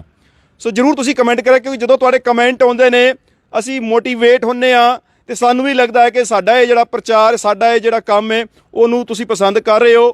ਕਿਉਂਕਿ ਸਾਨੂੰ ਜਦੋਂ ਅਸੀਂ ਪਿਛਲੇ ਵਾਰ ਕਵਰ ਕੀਤਾ ਸੀ, ਸਾਡੇ ਲਈ ਇੱਕ ਮੁਹਿੰਮ ਛੇੜ ਦਿੱਤੀ ਗਈ ਸੀ, ਇਹ ਕੌਮ ਦਾ ਗੱਦਾਰ ਹੈ, ਇਹਦਾ ਬਹਿਸ਼ਕਾਰ ਕਰੋ, ਇਹਦੇ ਚੈਨਲ ਦਾ ਬਾਈਕਾਟ ਕਰੋ, ਇਸ ਤਰ੍ਹਾਂ ਦੀ ਐਕਟੀਵਿਟੀ ਸਾਡੇ ਨਾਲ ਕੀਤੀ ਗਈ ਹੈ।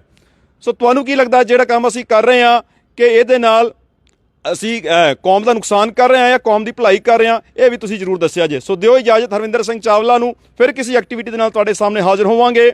ਵਾਹਿਗੁਰੂ ਜੀ ਕਾ ਖਾਲਸਾ, ਵਾਹਿਗੁਰੂ ਜੀ ਕੀ ਫਤਿਹ।